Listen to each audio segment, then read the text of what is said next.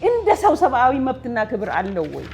ተጠይቆ ነው ወይ የሚፈናቀለው? ተጠይቆ ነው ወይ ሱቁ የሚፈርሰው? ተጠይቆ ነው ወይ ቤቱ የሚፈርሰው? ተጠይቆ ነው ወይ ከከተማ የሚወጣው? ተማምኖና ተግባብቶ ተነጋግሮ ቢሆን ኖሮ ኮሪደር ልማቱም እኮ የሁሉ ደስታ ነው። እነሱ ግን መተው እንኳን ሊናፈሱ ሊደሰቱበት ማየትስ ይችላሉ ወይ? በብዙሃ ዘርፍ በብዙሃ ተጠቃሚነትና በብዙሃ ተዋንያን ዘርፎች ያለውን በብዙሃ ዘርፍ ተዋንያን አካታችነትን ያለውን ሀብት በአግባቡ በህዝብ ፍላጎት በዜጎች ፍላጎት መሰረት ማድረግ ስንችል ሀብት ስላለን እኮ ነው ኮሪደር መንገድ ላይ ያፈሰሰው። በተደጋጋሚ ስለተነሳ መጣበታለሁ። ቤተ መንግስት የሰራ ነው። የአገልግሎት ክፍያ ጭማሪ የዜጎችን የመግዛት አቅም ክፉኛ አዳክሞታል። ህዝቡን በዚህ ደረጃ እያስጨነቃችሁ ለምን ቢያንስ ለቀጥታ ግንባታና ለቅንጦት ፕሮጀክቶች የምታውሉትን በጀት ቀንሳችሁ ለህዝቡ ኑሮ ማቅለያ አታደርጉም? እሱን ልመልስ። መከላከያው ማን ላይ ነው እያዋለ ያለው? መከላከያው ይሄንን መመርመር ማጥናት የለበትም ወይ? ማን ላይ ነው ኢንቨስት እያደረገ ያለው? ከምን ማስረጃ ላይ ተነስቶ ነው እያበለጸገ ያለው? ስንገዛ እኮ ውጪውን እያበለጸግን ነው። የእኛን አምራች ኃይል ግን ኢትዮጵያ እኮ ወጣት ብዛት ስላላት እኮ የታደለች ሀገር ናት። ይሄንን ቴክኖሎጂ አዳፕት ለማድረግ የሚያስችለን ኃይል ነው ያለው። እሱን ማሰልጠንና መጠቀም ነው እንጂ እሱን ካጸዳን በኋላ ይሄን ቴክኖሎጂ መተግበር አንችልም። አስጨርሰናል ከምትሏቸው ሜጋ ፕሮጀክቶች መካከል ለተራው ህዝብ ኢኮኖሚ ትርጉም ያለውና ለውጥ ያመጣው ለህዝቡ ጋር ተደራሽ የሆነው ሜጋ ፕሮጀክት የትኛው ነው? በተለይም የህዳሴው ግድብን በተመለከተ አሁን ላይ ምን ያህል እያመነጨና ምን ያህል ገቢ እያስገኘ እንደሆነ ግልጽ መረጃ ህዝቡ የኛ ፓርቲያችንን መልስ ይፈልጋል። ከኢንፍራስትራክቸር አንፃር አረጋችሁም ነው ዜጋ የምንለው የስራ ዕድል እንዲፈጠርለት ነው። ባለፉት 5 ዓመታት ከ11 ሚሊዮን ወጣቶች ኢትዮጵያውያን አይደለም እንግዲህ ኮሪደር የለሙት በኢትዮጵያውያን አይደለም ካሉ ኢትዮጵያውያን መጠየቅ ካልሆነ በስተቀር የኮሪደር ልማት በኢትዮጵያን የተለማው በተዋቡ አማርኛዎች አንቆለጳጵሶ መናገር ያማሩ ልብሶችን ለብሶ እዚህ ገጽታ የመገንባት ስራ ሳይሆን ያለነው ከህዝባችን ጋር ነው።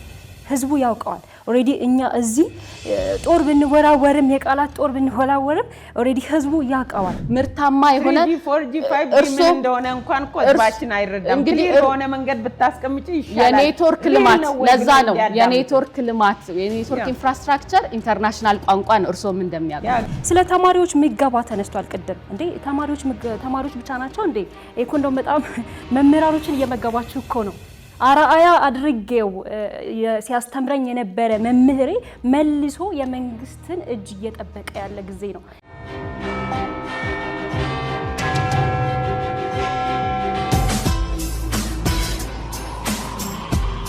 ምርጫ በሐሳብ ብልጫ ለኢትዮጵያ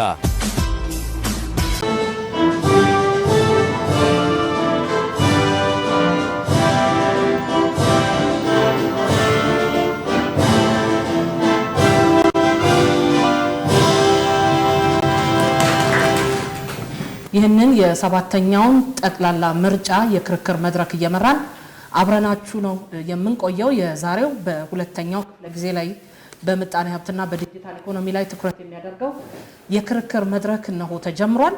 ምጣኔ ሀብትና ዲጂታል ኢኮኖሚ ግንባታ የሀገራችን የነገ ተስፋ መሰረት መሆኑን ይታወቃል። ኢትዮጵያ ካለችበት ግብርና መር ኢኮኖሚ ወደ ተወዳዳሪና ዘመናዊ ኢኮኖሚ ለመሸጋገር የምታደርገው ጉዞም ያለ ቴክኖሎጂ የታገዘ ኢኮኖሚ መዋቅር የማይታሰብ መሆኑ ይታወቃል። ምጣኔ ሀብት ስንል ስለ ዜጎች የዕለት ተዕለት ኑሮ፣ ስለ ዋጋ ግሽበት፣ ስለ ስራ ዕድል ፈጠራና ስለ ምርታማነት እያነሳን ነው። ዲጂታል ኢኮኖሚ ደግሞ ይህንን ጉዞ የሚያፋጥን ሞተር ነው። መረጃን እንደ ግብዓት በመጠቀም የንግድ ስርዓቱን ማዘመን፣ የፋይናንስ ተደራሽነትን ማረጋገጥና የመንግስት አገልግሎቶችን በቴክኖሎጂ ቀልጣፋ ማድረግ የዚሁ ግንባታም አካል ናቸው። ኢትዮጵያ በምርጫ ታሪኳን በርካታ ፈተናዎችና ድሎችን አስተናግዳለች። ዛሬ ላይ ሆነን ስንመለከት ግን ፖለቲካው የውሳኔዎቻችን ከኢኮኖሚ ነፃነታችን ጋር በቀጥታ የተሳሰሩ ናቸው። ዲጂታል ኢኮኖሚን መገንባት ማለት ለወጣቱ የስራ ዕድል መፍጠር፣ የሙስና ዕድሎችን ማጥበብና ኢትዮጵያን በዓለም አቀፍ የንግድ መድረክ ላይ ተወዳዳሪ ማድረግ ነው። በዛሬው ክርክር ተሳታፊ የሚሆኑትም 3 ፓርቲዎች ናቸው። ብልጽግና ፓርቲ፣ ትብብር ለኢትዮጵያ አንድነት ፓርቲና የኢትዮጵያ ሶሻል ዲሞክራቲክ ፓርቲ ናቸው። ጥሪያችንን አክብረው እዚህ ስለተገኙ ከልብ እናመሰግናለን። ነፃነትና እኩልነት ፓርቲ በዚህ የክርክር መድረክ ላይ በእጣ አወጣጡ መሰረት በድልድል ውስጥ ቢገባም መገኘት አልቻሉም። እነሱ እንግዲህ ያልተገኙበት የራሳቸው ምክንያት ቢኖርም የምርጫ ስራ ላይ ደግሞ ወደ ኋላ የማይባለው ነገር በክርክር መድረኮች መገኘት የምርጫ ቀስቀሳን በተለያዩ የመገናኛ ብዙሃን ላይ አጠንክሮ መቀጠል ነው። እነዚህ ላይ የራሳቸውን ትምህርት ይወስዳሉ ብለን እናስባለን። እነዚህ ፓርቲዎችም የሀገሪቱን ምጣኔ ሀብት እንዴት ይመሩታል፣ የዲጂታል ሽግግር ውስጥ ለተራው ዜጋ ምን ትርጉም አለው የሚሉትን ሀሳቦች እያነሱ በዝርዝር ክርክራቸውን ያደርጋሉ። ሱራፍ እንግዲህ የክርክሩ ህግ ስርዓትና ደንብም አለ። እያንዳንዱ ደግሞ የሰዓት ምጣኔና ገደብም አለ። በቅድሚያ ሊዲያ በተለይ በዚህ የክርክር መድረክ ላይ ከተከራካሪዎች ወይም ከፓርቲዎች ወይም ደግሞ እዚህ ተሳታፊ ከሆኑ የሚጠበቁ ጉዳዮች አሉ።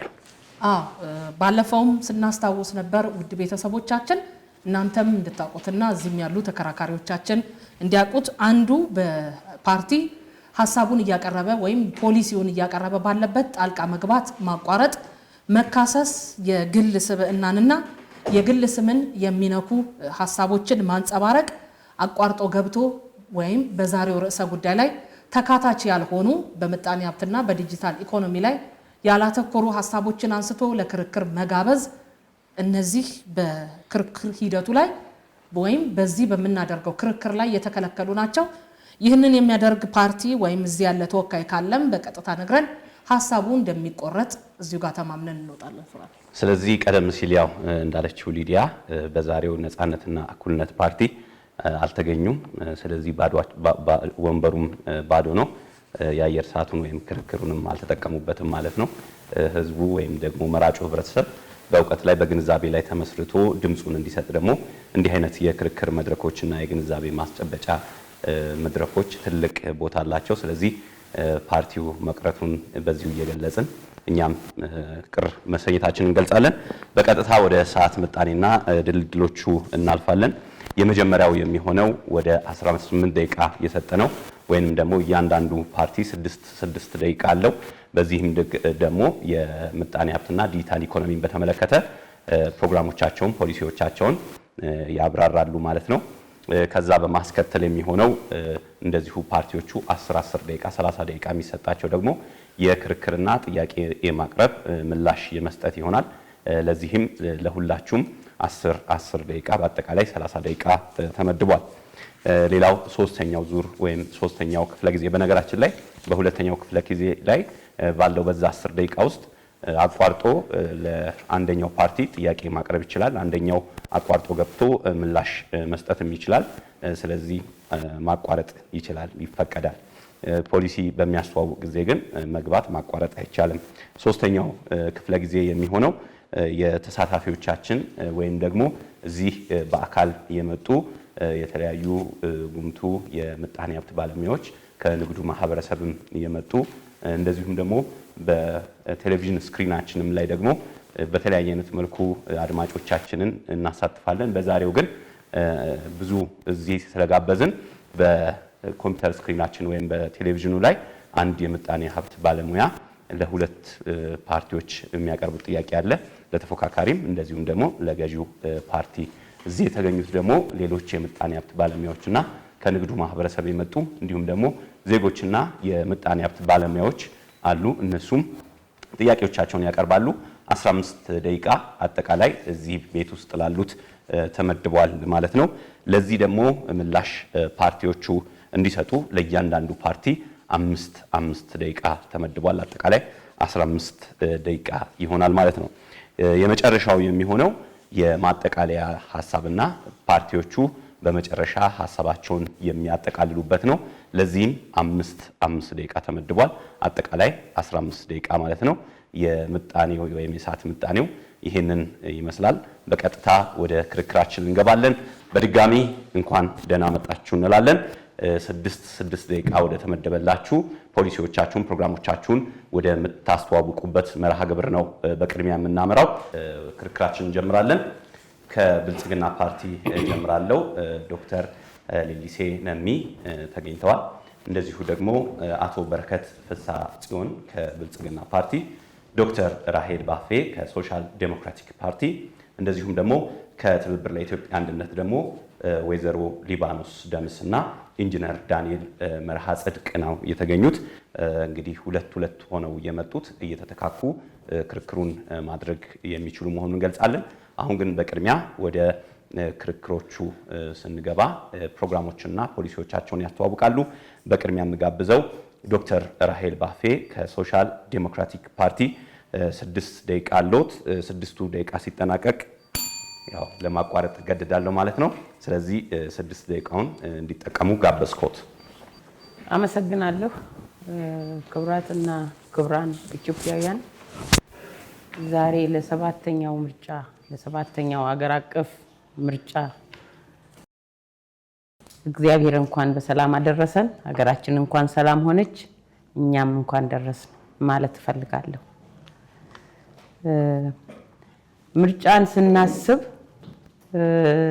ዲሞክራሲን ህዝባችን የሚለማመድበት ስልጣንን ደግሞ የሚያስረክብበት ራሱን የሚወክለውን በፈቃዱና በነፃነት የሚሰይምበት ስለሆነ ይህ ምርጫ ከተፎካካሪዎችም በላይ ከተፎካካሪ ፓርቲዎች በላይ የህዝብ የስልጣን ባለቤትነት መለማመጃ የህዝብን ፈቃድና የስልጣን ባለቤትነትን ማረጋገጫ ስለሆነ የኢትዮጵያ ህዝብ ከ18 ዓመትና ከዛ በላይ የሆናችሁ በሙሉ በባለቤትነት የምትገዙትን ይህን ምርጫ ህገ መንግስታዊ መብታችሁን ከዚህም ባለፈ እንደ ሰው ሰብአዊ መብታችሁም ነው ራስን የማስተዳደርና ውክልናን ፈቅዶ መስጠትና እንኳን ለዚህ ቀን አደረሰን እላለሁ። የኢትዮጵያ ሶሻል ዲሞክራቲክ ፓርቲ ሶዴፓ ከህዝብ ለህዝብ የሆነ የህዝብ ፓርቲ ነው። ምጣኔ ሀብትንና ዲጂታል ኢኮኖሚን ስናስብ እኛ እንደ ኢትዮጵያ ውስን ከተማ ላይ ቴክኖሎጂው የተሟላ ሆኖ ገጠር ላይ እንደው ከሞላ ጎደል ከተማውንም ባካተተ መልኩ እነዚህ አገልግሎቶች ክሊር ያልሆኑ አሰራሮቹ ደግሞ በብዛት በውጪ ኔትወርክ ላይ የተመሰረቱ በመሆናቸው ምጣኔ ሀብትና ዲጂታል ኢኮኖሚ ብለን ስናወራ ለህዝባችን በጣም እንግዳ እንደሚሆን አስባለሁ። ስለዚህም እንደ ሶዴፓ በህዝባችን ቋንቋ ወርጄ ለማብራራትና ያለውን ለማሳየት እሞክራለሁ። ሶዴፓ ፕሮግራሙ ላይ የዚህ የግሎቡ የዓለም አካልም እንደመሆኑ ምጣኔ ሀብትና ዲጂታል ኢኮኖሚ የድንገተኛ ለውጥ ምክንያትም እንደሚሆኑ ያምናል። ስለዚህ የሰው ልጅ ፍላጎት ገደብ ባይኖረውም ሀብት ግን ውስን ነው። አንድ ሀገር በእጁ ያለውን ውስን አነስተኛ ሀብት የዜጎችንና የሀገሪቱን ፍላጎት ባማከለ ወይም የህዝብን ኒድ ይሄ ፍላጎቱን ታሳቢ ባደረገ መልኩ ሀብትን መደልደል መቻሉንና በዚህም መልክ መደልደሉን ኢሶዴፓ ማረጋገጥ ይፈልጋል። አሁንም ወደ ህዝብ በወርድ በስድስተኛው ሀገራዊ ምርጫ ወቅት እኔ ስለ መሰረተ ልማት አስፈላጊነትና የፓርቲውን ፕሮግራም በዚያ ዙሪያ እያስተዋወቅኩ በአጋጣሚ ሴቶች የተሰበሰቡበት አካባቢ አንድ ስብሰባ ቦታ ላይ ደርሼ ካስተዋወቅኩና ራሴን ለነሱ ካስተዋወቅኩ ፕሮግራሜን ካስተዋወቅኩ በኋላ መሻታቸውን ጠይቄ ምንድን ነበር የምትፈልጉት ብዬ ስል የልጆቻችን ገበታ ምግብ ሞልቶ ማየት ነው ብለው የመለሱልኝን አረሳም አስምሬ ማለፍ እፈልጋለሁና አያችሁ እነሱ እህል በልተው የማደር ጥያቄ ቅድሚያ ይዞ ነበር እነሱ ቤት። እኔ ጋር ግን የመሰረተ ልማቱ ከተማው እንዳገኘ ገጠሩም ያገኝ በዚህ ልክ ይሄድ የሚል ነገር ነበረኝ። ስለዚህ ኢሶዴፓ የመሰረተ ልማቱንም ሆነ የህዝቡን እሳቤ ምጣኔ ሀብትንና ዲጂታል ኢኮኖሚን ሲያስብ ህዝብን ባካተተ መልኩ ሊተገበርና ከሐሳብ ጀምሮ ንድፉ ፕሮሰሱ ሄዶ እስከ ከምርት መነሻው እስከ ፍጆታው ድረስ ባለው አካታች እንዲሆን ያምናል። ስለዚህ ሀገሪቱ ያላትን ውስን ሀብት ስትደለድል ወይም አሎኬት ስናደርግ በጥንቃቄና በጥናት መሰረት ልንሄድ ይገባልና ህዝባችንን ያማከለ ሊሆን ይገባል ብሎ ሶዴፓ ያምናል። ዘላቂ ልማትን ታሳቢ ያደረገ የሀብት ድልድልን ስናስብ ደግሞ እንደ ሶዴፓ በፕሮግራማችን ስናየው ምጣኔ ሀብትንና ዲጂታል ኢኮኖሚን አስተሳስሮ መሄድ አማራጭ እንደሌለውም ያሰምራል። ዲጂታል ኢኮኖሚ እንደ አርቲፊሻል ኢንተለጀንስ ዳታ ትንታኔዎችን በዲጂታል ቴክኖሎጂ የሚደገፉ ከፍተኛ የንግድ እንቅስቃሴዎችን የሚያካትት ነው። ገንዘብና ጊዜን ይቆጥባል። በኢትዮጵያ ኮንቴክስት እንደተለማመድ ነው ዶክተር አንድ ደቂቃን የቀሩት ገጠር ላይ አሁን ምን ለማመደው ባንኪንግ በቴሌ ባንኪንግ አለን። እንደገና ደግሞ ሞባይል ባንኪንግ አለን። ገንዘብ ሞተረኞች ሁሉ ሳይቀሩ በዛ ያሻግራሉ። ገንዘብ ይሰረቃል፣ ስጋት የለም። በሀገራችን ደካማ አያያዝ የወረቀት ብሮች ወዲያው ያልቃሉ። ብዙ ገንዘብ ወጥቶ ነው የሚታተሙት። ይህን ገንዘብ ያድናል። በዚህና በመሳሰሉ ነገሮች ዲጂታል ምጣኔ ሀብትና ዲጂታል ቴክኖሎጂ ምን ላይ ነው ለሚለው ትንሽ ማሳያ ይሆናል ብዬ አምናለሁ። አመሰግናለሁ። 24 ሰከንድ ነበሩት ግን ነበረኝ። 24 ሰከንድ አሉት። እሺ፣ በሌላ ደግሞ ቢሮክራሲንና ሙስናን ይቀርፋል። ክፍያዎች የደላላ ጉቦ ሳንጠየቅ ቢሮክራሲ ሳይጫንብንና ሳያመላልሱን እንደገና ደግሞ ለቦሎ አይነት ክፍያም ቢሆን ብዙ ሰልፍ ሳንይዝ በየቢሮአችን ስራ እየሰራን ልንከፍል ያስችለናል። አመሰግናለሁ። ወደ ተቀጣዩ ፕሮግራማቸውንና እንደዚሁ ፖሊሲዎቻቸውን የሚያስተዋውቁን ደግሞ ኢንጂነር ዳንኤል መርሃ ጽድቅ ይሆናሉ ከትብብር ለኢትዮጵያ አንድነት ፓርቲ። እሺ፣ አመሰግናለሁ። ክቡራትና ክቡራን ኢትዮጵያን ህዝቦች፣ ዛሬ እንግዲህ ስለ ኢትዮጵያ ኢኮኖሚ ስናወራ አንድ መዋጥ ያለብን አንድ መራራ እውነት አለ። የኢትዮጵያ የኢኮኖሚ ችግር የሪሶርስ ችግር አይደለም፣ ወይም የሀብት እጥረት ችግር አይደለም። የአስተዳደር ድንዝዝናና የፖሊሲ ድርቀት ነው ብለን እናምናለን እንደ ፓርቲ። ዛሬ እናቶች ወደ ገበያ ሲወጡ የሚገጥማቸው የኑሮ ውድነት፣ ወጣቶች ተምረው ጨርሰው የሚገጥማቸው የስራ አጥነት ችግር፣ ነጋዴው የሚገጥመው የቢሮክራሲ ማነቆ፣ የሙስና ትግል በኢትዮጵያ ውስጥ ካሉት ዋና ችግሮች የሁላችንም ይህንን የመፍታት ግዴታ ያለብን ነው። ትብብር ለኢትዮጵያ እነዚህን ነገሮችን ለመፍታት በዚህ በደቀቀ ኢኮኖሚ እየተሰቃዩ ያሉ ወገኖችን ለመፍታት እና ለመታደግ በዘመናዊ መንገድ እንደባለፈውም ሳይሆን በዘመናዊ መንገድ በዲጂታል ኢኮኖሚም ዘርፍ ለመፍታት መፍትሄ ለመስጠት ቆርጦ ተነስቷል። ምናልባት ዲጂታል ኢኮኖሚ የሚለውን ለህብረተሰቡ ግልጽ ለማድረግ በአሁን ሰዓት ላይ ዲጂታል ኢኮኖሚ ማለት ኢኮኖሚያዊ እንቅስቃሴዎች ባጭሩ በኢንተርኔት ላይ ሲሰጡ ማለት ነው። አገልግሎቶች በኢንተርኔት አማካኝነት ሲሆን ነው። ዲጂታል ኢኮኖሚ ማለት የኢትዮጵያም የሆነ በአሁን ሰዓት ላይ ያለ የወደፊቱ ኢኮኖሚ ማለት ነው። ዲጂታል ኢኮኖሚ ምናልባት ኢትዮጵያ ውስጥ በአሁን ሰዓት ላይ እየተገበረ በተወሰነ መልኩ ተጀምሯል። እነዚህ ዲጂታል ኢኮኖሚን መጠቀም ግዴታችን ነው። ዓለም በአሁን ሰዓት ላይ እየሄደበት ያለውና አማራጭ ያለው ነገር አይደለም። ዲጂታል ኢኮኖሚያችን ስንጠቀም ተጨባጭ ምሳሌ ለመጥቀስ ያህል በኢትዮጵያ ውስጥ እየተገበሩ ያሉት ፓርቲያችን ያደረጋቸው የዳሰሳ ጥናቶች ነበሩ። እነዚህም የፊንቴክ አፕሊኬሽኖች አሉ። የፋይናንስ እና የቴክኖሎጂ አፕሊኬሽኖች በኢትዮጵያ ውስጥ እየተገበሩ ያሉ እንደ ሞባይል ባንኪንግ፣ ቴሌብር፣ ኤምፔሳ፣ ምናምን ቻፓ፣ ሪሜታንስ የመሳሰሉ ነገሮች አሉ። ሌሎች የዲጂታል አገልግሎቶች ደግሞ አሉ። ኢሰርቪስ አሉ፣ የመንግስት ኢኮሜርስ፣ ፍሪላንሲንግ ጆብስ አሉ፣ ስማርት አግሪካልቸር፣ ዲጂታል አይዲ፣ ኦንላይን ታክስ ሲስተም ኤንድ ቢዝነስ አሉ። እነዚህ ነገሮች በሙሉ መልካም ጅማሬዎች የሚባሉ ናቸው። ሌላ የዲጂታል ብድር እና አዳዲስ ቴክኖሎጂዎችም በአሁኑ ሰዓት ላይ የሚመጣውን የኢኮኖሚ ሲስተም በቀጣይ 5 ዓመት ውስጥ የሚኖሩትን የሚወስኑ ይሆናሉ። ዲጂታል ኢኮኖሚን እንድንጠቀም የሚያስገድዱ ነገሮች ምንድን ናቸው ሲባል፣ አንደኛው ግልጽነትን ያሰፍናል፣ ለወጣቱ አዲስ ዓለም ይፈጥራል፣ የገበያ ሰንሰለትን ያሳጥራል፣ ገበሬ ምርቱን አምርቶ በቀጥታ በኦንላይን ሲስተም ወደ ተጠቃሚው በቀጥታ ማድረግ ይቻላል። በመሀል ላይ የሚኖር ቼን ያሳጥራል ብለን እናስባለን። የፋይናንስ ተደራሽነት ይኖረዋል። በሁሉም ቦታ ላይ ባንክ ባይኖር የተለያየ ክፍያ አማራጮች እንዲኖሩ ያደርጋል ብለን እናምናለን። ይህንን ስናደርግ እንደ ፓርቲ ያዘጋጀናቸው 4 የኢኮኖሚ ማማዎች ይኖሩናል። አንደኛ የዲጂታል ኢኮኖሚን ከዲጂታል ቀንበር ነፃ ማውጣት ነው።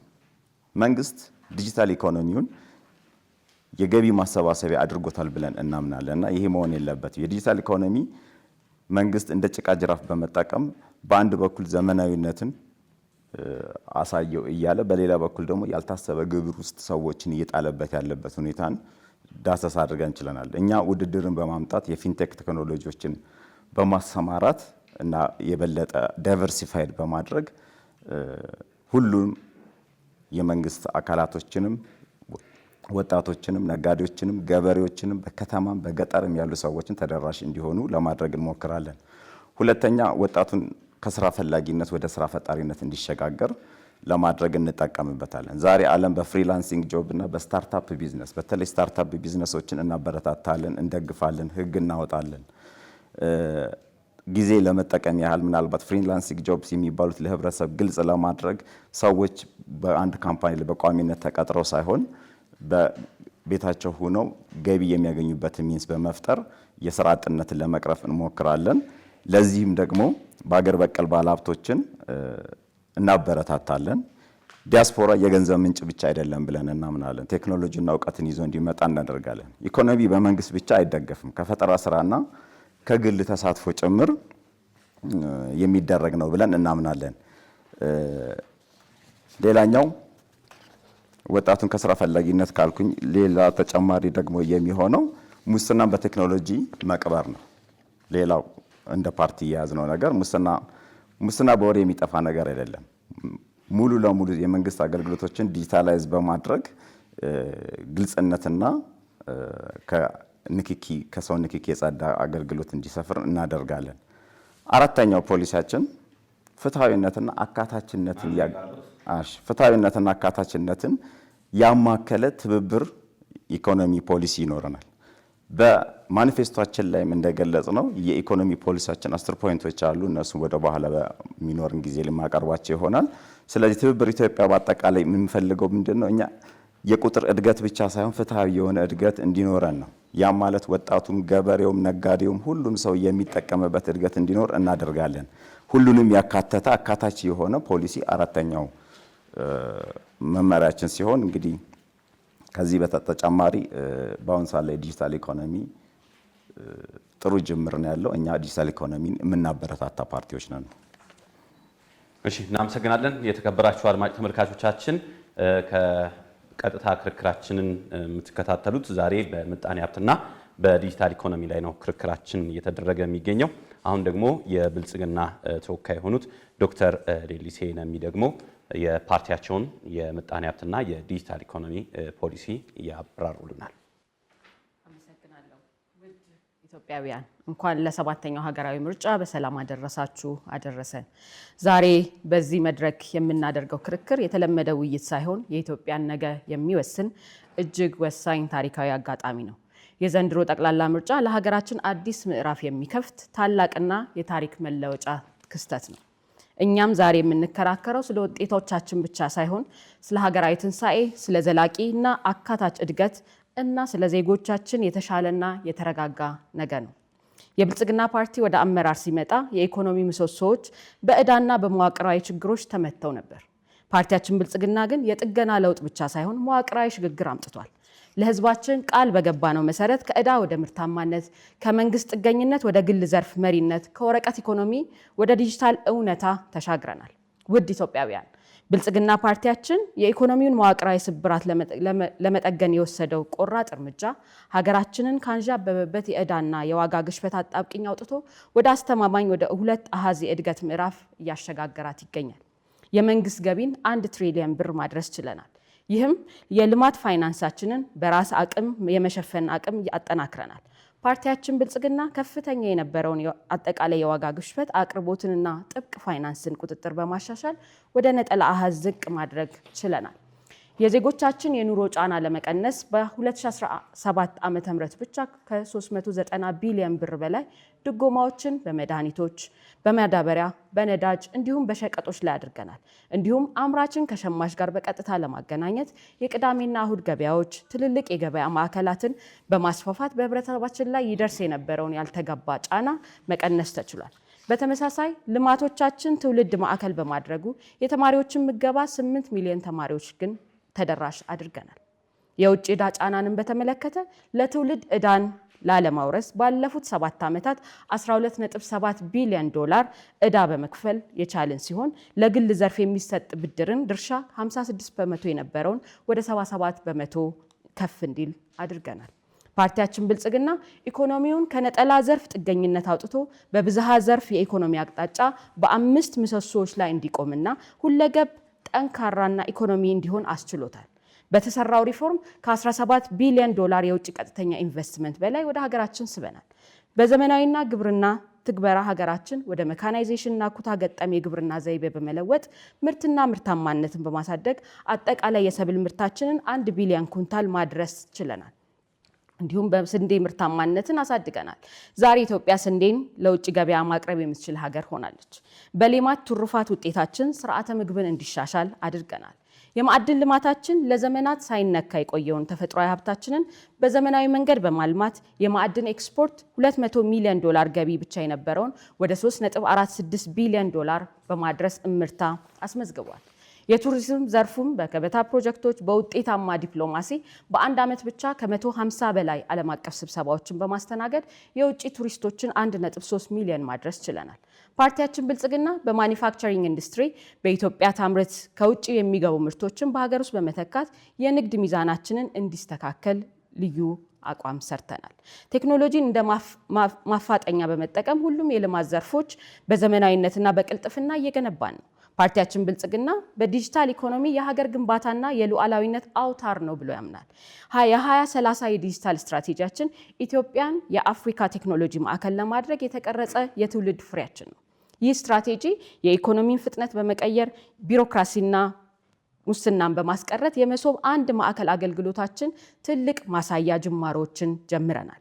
ፓርቲያችን ብልጽግና በአዲስ እይታ የ5 ሚሊዮን ኮደርሶች ስልጠና ብሔራዊ ንቅናቄ በመፍጠር በሰው ኃይል ግንባታ፣ በሰው ሰራሽ አስተውሎትና በፈጠራ ስራ ከዓለም ጋር እንድትስተካከል ሰፊ የሆነ ትግበራ እየተከናወነ ይገኛል። ፓርቲያችን የዲጂታል ፋይናንስ ስርዓቱን ወደ ዘመናዊ ዲጂታል ፋይናንስ በማሻገር ቀደም ሲል አገልግሎት ያልደረሳቸው ዝቅተኛን ገቢ ያላቸው ዜጎችን እንዲሁም ጥቃቅን ኢንተርፕራይዞች በቀላሉ የፋይናንስ አቅርቦት የሚያገኙበትን የብልጽግና መሰረት እየተጣለ ይገኛል። የዜጎቻችን መረጃና የሀገራችን ሰላም ለመጠበቅ የማይበገር የሳይበር ደህንነት አጥር እየገነባን ነው። በሰው ሰራሽ አስተውሎት የታገዘ ግብርና፣ በሰው ሰራሽ አስተውሎት የታገዘ ጤና እና ትምህርት በማስፋፋት ኢትዮጵያን በዓለም አቀፍ የቴክኖሎጂ ሩጫ ውስጥ ግንባር ቀደም እያደረግናት ነው። ውድ ኢትዮጵያውያን፣ ለዘመናት ይሆናል ተብሎ የማይታሰቡ ፓርቲያችን የጀመራቸውን 7ቱን የጉባ ብስራቶች ለአብነት ያህል የማዳበሪያ ፋብሪካ ግንባታ፣ የተፈጥሮ ጋዝ እና ግዙፍ የአፍሪካ አየር ማረፊያ ግንባታ፣ እነዚህን ቀሪ ስራዎች የጉባ ብስራቶች እውን እናደርጋለን። ፓርቲያችን ብልጽግና ትልልቅ ፕሮጀክቶችን በመጀመርና በማሳካት የሀገራችንን እውነተኛ አቅም ለዓለም እያሳየን ነው። ፓርቲያችን ብልጽግና ቃል በገባው መሰረት ኢትዮጵያን የአፍሪካ ብልጽግና ተምሳሌት እያደረግናት ነው። የወደፊት ጉዞ የዲጂታል ነው። የወደፊት ጉዞ የምርታማነት ነው።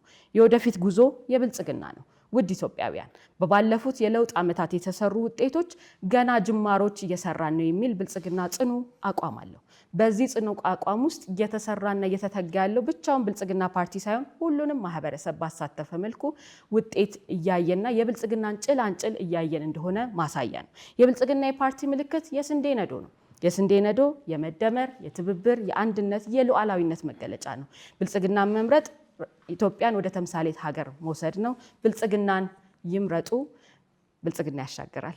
አመሰግናለሁ። እናመሰግናለን ሶስቱንም ፓርቲዎች። ሶሻል ዴሞክራቲክ ፓርቲ፣ ትብብር ለኢትዮጵያ አንድነት ጥምረቱ፣ እንደዚሁም ደግሞ ብልጽግና ፓርቲ ነበሩ። ቀደም ሲል በተሰጣቸው 6 ደቂቃዎች ሊዲያ ፕሮግራሞቻቸውን፣ ፖሊሲዎቻቸውን ለአድማጭ ተመልካቾቻችን አስተዋውቀዋል።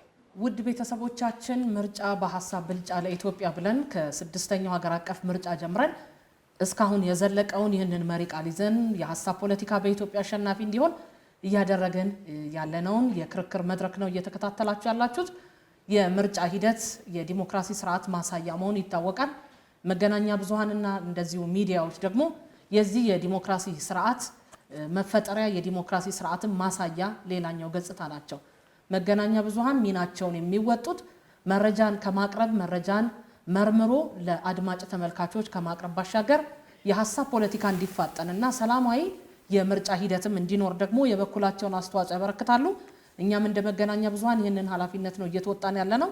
ጥሪያችንን አክብረው እዚህ ስቱዲዮ የሚገኙ ፓርቲዎችን ከልብ ነው የምናመሰግነው። ፓርቲዎች በምርጫ ወቅት ያለውን እድል ሁሉ ተጠቅመው ሀሳብና ፖሊሲያቸውን መሸጥ ደግሞ አንደኛው የስልጣኔ እንደዚሁ የፖለቲካ ማሸነፊያ መንገድም ነው። ይህንንም እየተጠቀሙ ነው። ከልብ ነው የምናመሰግነው። ሱራፌል በመጀመሪያው ክፍለ ጊዜ ዋናውን የፖሊሲ እና የአማራጭ አካሄዳቸውን ፓርቲዎቹ አቅርበዋል። በዚህኛው ክፍለ ጊዜ ደግሞ የፖሊሲ ክርክርና የእርስ በርስ ጥያቄ የሚቀርብበት ነው። አንዱ ፓርቲ ለአንዱ ቀደም ሲል በቀረበው የፖሊሲ አማራጭ ላይ ጥያቄዎች አቅርቦ ምላሽም የሚገኝበት ነው። መልካም እንግዲህ ሊዲያ ወደ ሁለተኛው ክፍለ ጊዜ ደግሞ ስንገባ ክርክሮችና ጥያቄዎች ይስተናገዳሉ። ይህንን የክርክር መድረክ ለየት የሚያደርገው እኛ አከራካሪዎች ያው የክርክሩን ርዕሰ ጉዳይና እንደዚሁም የሰዓት ምጣኔዎች ሌሎች ነገሮችን ያው እንደምናደርግ ሁሉ ደግሞ እዚህ የጋበዝናቸው እንዲሁም ደግሞ በቴሌቪዥን ስክሪናችንም ላይ አሳታፊ ለማድረግ ሞክረናል። ህዝብንም ባለሙያንም ከመድረኩ ጥያቄ ባሻገር ደግሞ ወደ ህዝብና ባለሙያም የወረደ የክርክር መድረክ መሆኑ ለየት ያደርገዋል። ወደ ሁለተኛው የክርክር ምዕራፍ ስንገባ ጥያቄና እንደዚሁ አስተያየቶች፣ ሙግቶችም መድረግ ይቻላል። አንደኛው ላይ አቋርጦ መግባት የሚችልበት ነው የክርክሩ አካሄድ ይፈቅዳል። ስለዚህ አሁን ደግሞ ወደ ትብብር ለኢትዮጵያ አንድነት ከዛ በማስከተል ወደ ብልጽግና ፓርቲ በሶስተኛ ደረጃ ደግሞ ወደ ሶሻል ዴሞክራቲክ ፓርቲ እንሄዳለን። ሶስተኛው ዙር ላይ ደግሞ ብልጽግና ቀዳሚውን ቦታ ይዞ ሁለተኛ ደግሞ ወደ ኢሶዴፓ ሄዶ እንደዚሁም ወደ ትብብሩ የሚሄድ ይሆናል። በቅድሚያ ወደ ትብብር ለኢትዮጵያ አንድነት እንሄዳለን። ኢንጂነር ዳንኤል መርሃ ጽድቅ እሳቸው ክርክሩን ሀሳብም ጥያቄም ሙግትም ካለ ማቅረብ ይችላሉ። ብልጽግናን ፓርቲ ደግሞ አቶ በረከት ፍሳጽዮን ደግሞ ተክተው አሁን ተሰይመዋል። ስለዚህ በቅድሚያ ወደ ኢንጂነር አመራለሁ፣ ከዛ ወደ ብልጽግና፣ ከዛ ወደ ኢሶዴፓ አመራለሁ። እሺ፣ አመሰግናለሁ። 10 ደቂቃ። አሁን የቀረቡትን የሁለቱም ፓርቲዎች ፖሊሲ ሰምተናል። በዋናነት ብልጽግና ፓርቲ ያቀረባቸውን እና አደረኳቸው ፈጸምኳቸው ያላቸውን የኢኮኖሚ ፖሊሲዎችን አይተናል። ከዚህ ከዲጂታል ኢኮኖሚ ጋር በተያያዘ ካነሳቸው ነገሮች ላይ እንደ ፓርቲ ጥያቄ አለ። መጀመሪያ የተወሰኑ ጥያቄዎችን እናቀርብና ከዛ ላይ የሚቀርበውን ጥያቄ መልሳለሁ። የውጭ ብድርን በተመለከተ የተወሰነ ብድር ወደ 12 ቢሊዮን የሚሆን ብር ከፍለናል ብለዋል። እኛ ደግሞ የምናውቀው ኢትዮጵያ በአሁኑ ሰዓት ላይ ከፍተኛ የውጭ የብድር ጫና ውስጥ እንዳለች ነው።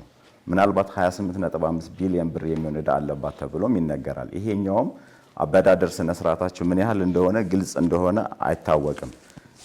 በእርግጥ የምናውቀው አንድ ማስረጃ በራሳቸው በሚዲያ ላይ ሲቀርብ የሰማ ነው ከአይኤምኤፍ ወደ 3.4 ቢሊዮን ዶላር እንደሚበደሩና የመጀመሪያ ዙር 1 ቢሊዮን ዶላር እንደተቀበሉ እናውቃለን። ይህ የተቀበሉት ብር የውጭ ብድርን ፕሮጀክቶችን ቅድሚያ የሚሰጣቸው ጉዳይ የኛ የመጀመሪያው አንደኛ ጥያቄ የሀገሪቱ የውጭ ብድር በከፍተኛ ሁኔታ እየጨመረ ባለበት በዚህ ወቅት ብሩን የዜጎችን ኑሮ ጥራት በሚያሻሽሉ ምርታማ ዘርፎች ላይ ከማዋል ይልቅ ትኩረታችሁን በገጽታ ግንባታና በፓርኮች ላይ አድርጋችሁታል። አገሪቱ ብድሯን መክፈል ወደማትችልበት ወይም ዲፎልት ደረጃ ስቴት ላይ እየገባች እንዳለች እንረዳለን። ይሄ እየታወቀ ባለበት ሁኔታ ነገ ለልጆቻችን ዕዳ እየተውን እየሄድን አይደለም ወይ? ከባድ ጫና እየፈጠራችሁ አይደለም? ይሄን እንዴት ትመለከቱታላችሁ? ብድሩን መክፈል ባትችሉስ ተለዋጭ እቅዳችሁ ምንድን ነው? ሁለተኛ የበጀት ጉድለት ወይም ፊስካል ዲፊሲት ውስጥ መንግስት እንደገባ እንረዳለን። ይሄ የግብር ጫናውን ከፍ እንዲል አድርጎታል። በከፍተኛ ደረጃ የበጀት ጉድለት ውስጥ በመገኘታችሁ ምክንያት ያንን ክፍተት ለመሙላት በህዝቡ ላይ የጣላችሁት ግብርና የአገልግሎት ጭማሪ የአገልግሎት ክፍያ ጭማሪ የዜጎችን የመግዛት አቅም ክፉኛ አዳክሞታል። ህዝቡን በዚህ ደረጃ እያስጨነቃችሁ ለምን ቢያንስ ለገጽታ ግንባታና ለቅንጦት ፕሮጀክቶች የምታውሉትን በጀት ቀንሳችሁ ለህዝቡ ኑሮ ማቅለያ አታደርጉም? ሶስተኛ ጥያቄ የዲጂታል ኢኮኖሚው በሞኖፖል የተያዘው በአንድ በቴሌ ብር ነው። ይህ ከ90% የሚሆነው የዲጂታል ኢኮኖሚ ግብይት የመንግስት መስሪያ ቤቶች ክፍያ በቴሌ ብር በኩል ብቻ እንዲያልፍ ማድረጋችሁ በዘርፉ ላይ ግልጽ የሆነ የመንግስት የሞኖፖሊ ፈጥሯል። ይህ አሰራር በግል ባንኮችና በቴክኖሎጂ ዘርፍ ላይ ለሚሰማሩ ወጣቶች ወይም ለፊንቴክስ ያለው ፉክክር ሜዳውን አያጠብም ወይ? ለምንስ አማራጮች እንዲሰፉ አልተደረገም? አራተኛ የሜጋ ፕሮጀክቶች ፋይዳ አስጨርሰናል ከምትሏቸው ሜጋ ፕሮጀክቶች መካከል ለተራው ህዝብ ኢኮኖሚ ትርጉም ያለውና ለውጥ ያመጣው ለህዝቡ ጋር ተደራሽ የሆነው ሜጋ ፕሮጀክት የትኛው ነው? በተለይም የህዳሴው ግድብን በተመለከተ አሁን ላይ ምን ያህል እያመነጨና ምን ያህል ገቢ እያስገኘ እንደሆነ ግልጽ መረጃ ህዝቡ የኛ ፓርቲያችንን መልስ ይፈልጋል። ይሄም ከተመረቀ በኋላ ያለው የመብራት ዋጋ በከፍተኛ ደረጃ እየጨመረ ነው ያለው። ለምንስ ኃይሉ እየተቆራረጠ ይሆናል? አምስተኛ ራሳቸው አሁን ቅድምም በቀረቡት ፖሊሲ ላንስተውታል። የኛም ጥያቄ ይዘን እየመጣ ነው የሳይበር ሴኩሪቲና ስጋት ደህንነት ነው። ከዚህ ጋር በተያያዘ በደም ሰፋ አድርጌ ያቀርበዋለሁ። ወደ ዲጂታል ኢኮኖሚ በስፋት እየገባን ባለንበት ሁኔታ ላይ እንደ ንግድ ባንክ ላይ ያጋጠሙን አይነት የሳይበር ጥቃት በገንዘብ ዘረፋዎች የህዝቡን እምነት አያሳጡትም ወይ? መንግስት የሳይበር ደህንነት ተቋማት ገንብቻለሁ ይላል፣ ግን ሚናቸው ምንድን ነው? ወደፊት እንደዚህ ያሉ ጥቃቶችን እንዳይደገሙና ዜጎች ተቀማጭ ገንዘብ አስተማማኝ ሁኔታ እንዲጠበቅ ምን አይነት የቴክኖሎጂ ዋስትና ትሰጣላችሁ? እዚህ ጋር ስለ መረጃ ደህንነትና ግልጽነት መንግስት የዜጎች የገንዘብ እንቅስቃሴና የፍጆታ ልምድን በዲጂታል መንገድ የመቆጣጠር አቅም በማግኘቱ ዜጎች የፋይናንስ ሚስጥር መጠበቅ ወይም ፕራይቬሲ አያሰጋም የዜጎችን። ይህም መረጃ ለፖለቲካ ቁጥጥር እንዳይውል ምን ዋስትና አለው? የሰዎች ትራንዛክሽንን በየጊዜው ታገኛላችሁ። በአንድ ስፔሻሊ በአሁን ሳሌ በአንድ ሞኖፖሊ ነው የያዛችሁት ሰው ይሄ ነገር የዜጎችን ፕራይቬሲ አይነካም ወይ? ዜጎች ዲጂታል መረጃ ወይም ዳታ ለውጭ ኩባንያዎች ወይም ለሶስተኛ ወገን ተሰላልፎ እንዳይሰጥ ምን አይነት ጠንካራ የህግ ማዕቀፍ ተዘጋጅቷል? ይህንን እና በኢንዱስትሪ ዘርፎች መዳከም ዙሪያ በውጭ ምንዛሬ እጥረት፣ በመሰረተ ልማት ችግር አገሪቱ ውስጥ ያሉ ፋብሪካዎች ከአቅማቸው በታች እየሰሩ ነው። ይህም የምርት እጦትና የስራ አጥነትን እያባባሰ ነው። ከፓርክና ከኮሪደር ግንባታ ይልቅ ፋብሪካዎች ወደ ማምረት እንዲመለሱ ለምን ማድረግ አልተቻለም? በቅርቡ ያደረጋችሁት ሰባተኛ ጥያቄ በቅርቡ ያደረጋችሁት የፎሬክስ ማሻሻያ የውጭ ምንዛሬ ተመን ማሻሻያ የገበያ ዋጋ እንዲወሰን በቅርቡ የፎሬክስ ማሻሻያ የገበያ ዋጋ እንዲወሰን መደረጉ መሰረታዊ ሸቀጦችን ዋጋ በከፍተኛ ሁኔታ ሰቅሎታል። መንግስት ድሆችን እታደጋለሁ ቢልም ድጋፉ ግን ከጥቂት ከተማ ነዋሪዎች ባለፈ አብዛኛውን የገጠርና ድሃን አልደረሰም። ለዚህም ማህበራዊ ቀውስ ተጠያቂውስ ማን ነው? ስንዴ ኤክስፖርት እናደርጋለን ብላቸዋል። ስንዴና ኤክስፖርት በሚደረግባት ስንዴ ወጪ እየላክን በሚባልባት ሀገር ላይ አገሪቷ ውስጥ የዳቦና የዱቄት ዋጋ ሊቀመስ አልቻለም። አገሪቷ ላይ ያለ መሰረታዊ ፍጆቶች በጣም በከፍተኛ ሁኔታ ንረዋል እና ፖለቲካችሁ የገጽታ ግንባታ ፖለቲካችሁ ከሀገር ውስጥ ፍጆታ ይልቅ ለኤክስፖርት ቅድሚያ እንዲሰጥ እያደረገ ነው የሚለውን ትችት እንዴት ትመለከቱታላችሁ? ሙስናን በተመለከተ የሙስና ተጠያቂነት አሰራር በየዓመቱ የኦዲተር ጀነራል ሪፖርት በሚሊዮን የሚቆጠር የህዝብ ሀብት በብክነትና በሙስና እንደሚባክን ያሳያል። ነገር ግን በትላልቅ ፕሮጀክቶች ላይ የሚፈጸሙ ምዝበራዎች እንዲሁም ግልጽነት የሌላቸው የመንግስት ፕሮጀክቶች በትላልቅ ፕሮጀክቶች ላይ የሚፈጸሙ ምዝበራዎች በተመለከተ ከፍተኛ አመራሮች ላይ ተጠያቂነት ሲሰፍን አይታይም። ይህንን ሀብት ብክነት ለመክታት ምን ግልጽ የሆነ ቁጥጥር አላችሁ? ይሄ አብዛኞቹ ጥያቄዎች ወደዚህ ሲሆን ምናልባት ለሶዴፓ የምናቀርበው ወጣቶች በስራ አጥነት በጣም በሺህ የሚቆጠሩ ወጣቶች ከዩኒቨርሲቲ ይመረቃሉ፣ ስራ እያገኙ አይደለም። ይሄንን ለማድረግ እንደ ፓርቲ ምንድነው ያዘጋጃችሁት የሚል አንድ ጥያቄ ይኖረናል። ሁለተኛ የዲጂታል ኢትዮጵያን በምንገነባበት ሰዓት ላይ እናንተ ዲጂታልን ለማሰማር የዲጂታል ኢኮኖሚውን ወደ ገጠሩ ላይ ለማውረድ ምን ያቀዳችሁት ነገር አለ እንደ ፓርቲ የሚሉ ናቸው። ጊዜ ለመጠቀም ደግሞ እኛ ፓርቲያችን ያዘጋጃቸው የኢኮኖሚ ፖሊሲዎች በዋናነት በ10 የኢኮኖሚ ፖሊሲዎች ላይ ያዘጋጀን ይሆናል። እነዚህኞቹም ደግሞ ምንድናቸው? ግብርና ማዘመን ሊሆን ይችላል፣ ኢንዱስትሪ ያለ ይሄ ምናልባት ማኒፌስቶአችን ላይ ያለ ስለሆነ እሱን በኋላ እኔን ተክቶ የሚያቀርበው ይሆናል። ጥያቄን ጨርሻለሁ። መልካም አመሰግናለሁ። እዚህ ጋር ያው ተከራካሪዎችንም ከመጠየቅ አኳያ አብዛኛው ወደ ገዢው ፓርቲ ነው ጥያቄዎች ተፎካካሪዎች የሚያቀርቡት። ያው ገዢም እንደመሆኑ መጠን ሙግቶችም ጥያቄዎችም እንደዛ እንደመሆኑ ናቸው። ወደ ዶክተር ራሄል ሊድና ወደ ብልጽግና በመጣስ ምክንያቱም ጥያቄዎችም አብዛኛው ጥያቄዎች ይነሳሉ ብዬ ስላሰብ ለዛ ነው። እሺ ምጣኔ ሀብትንና ዲጂታል ቴክኖሎጂውን እንደው ምን ማለታችን እንደሆነ ህዝባችን በትክክል እንዲረዳ አሁንም አሰምራለሁ። ለምሳሌ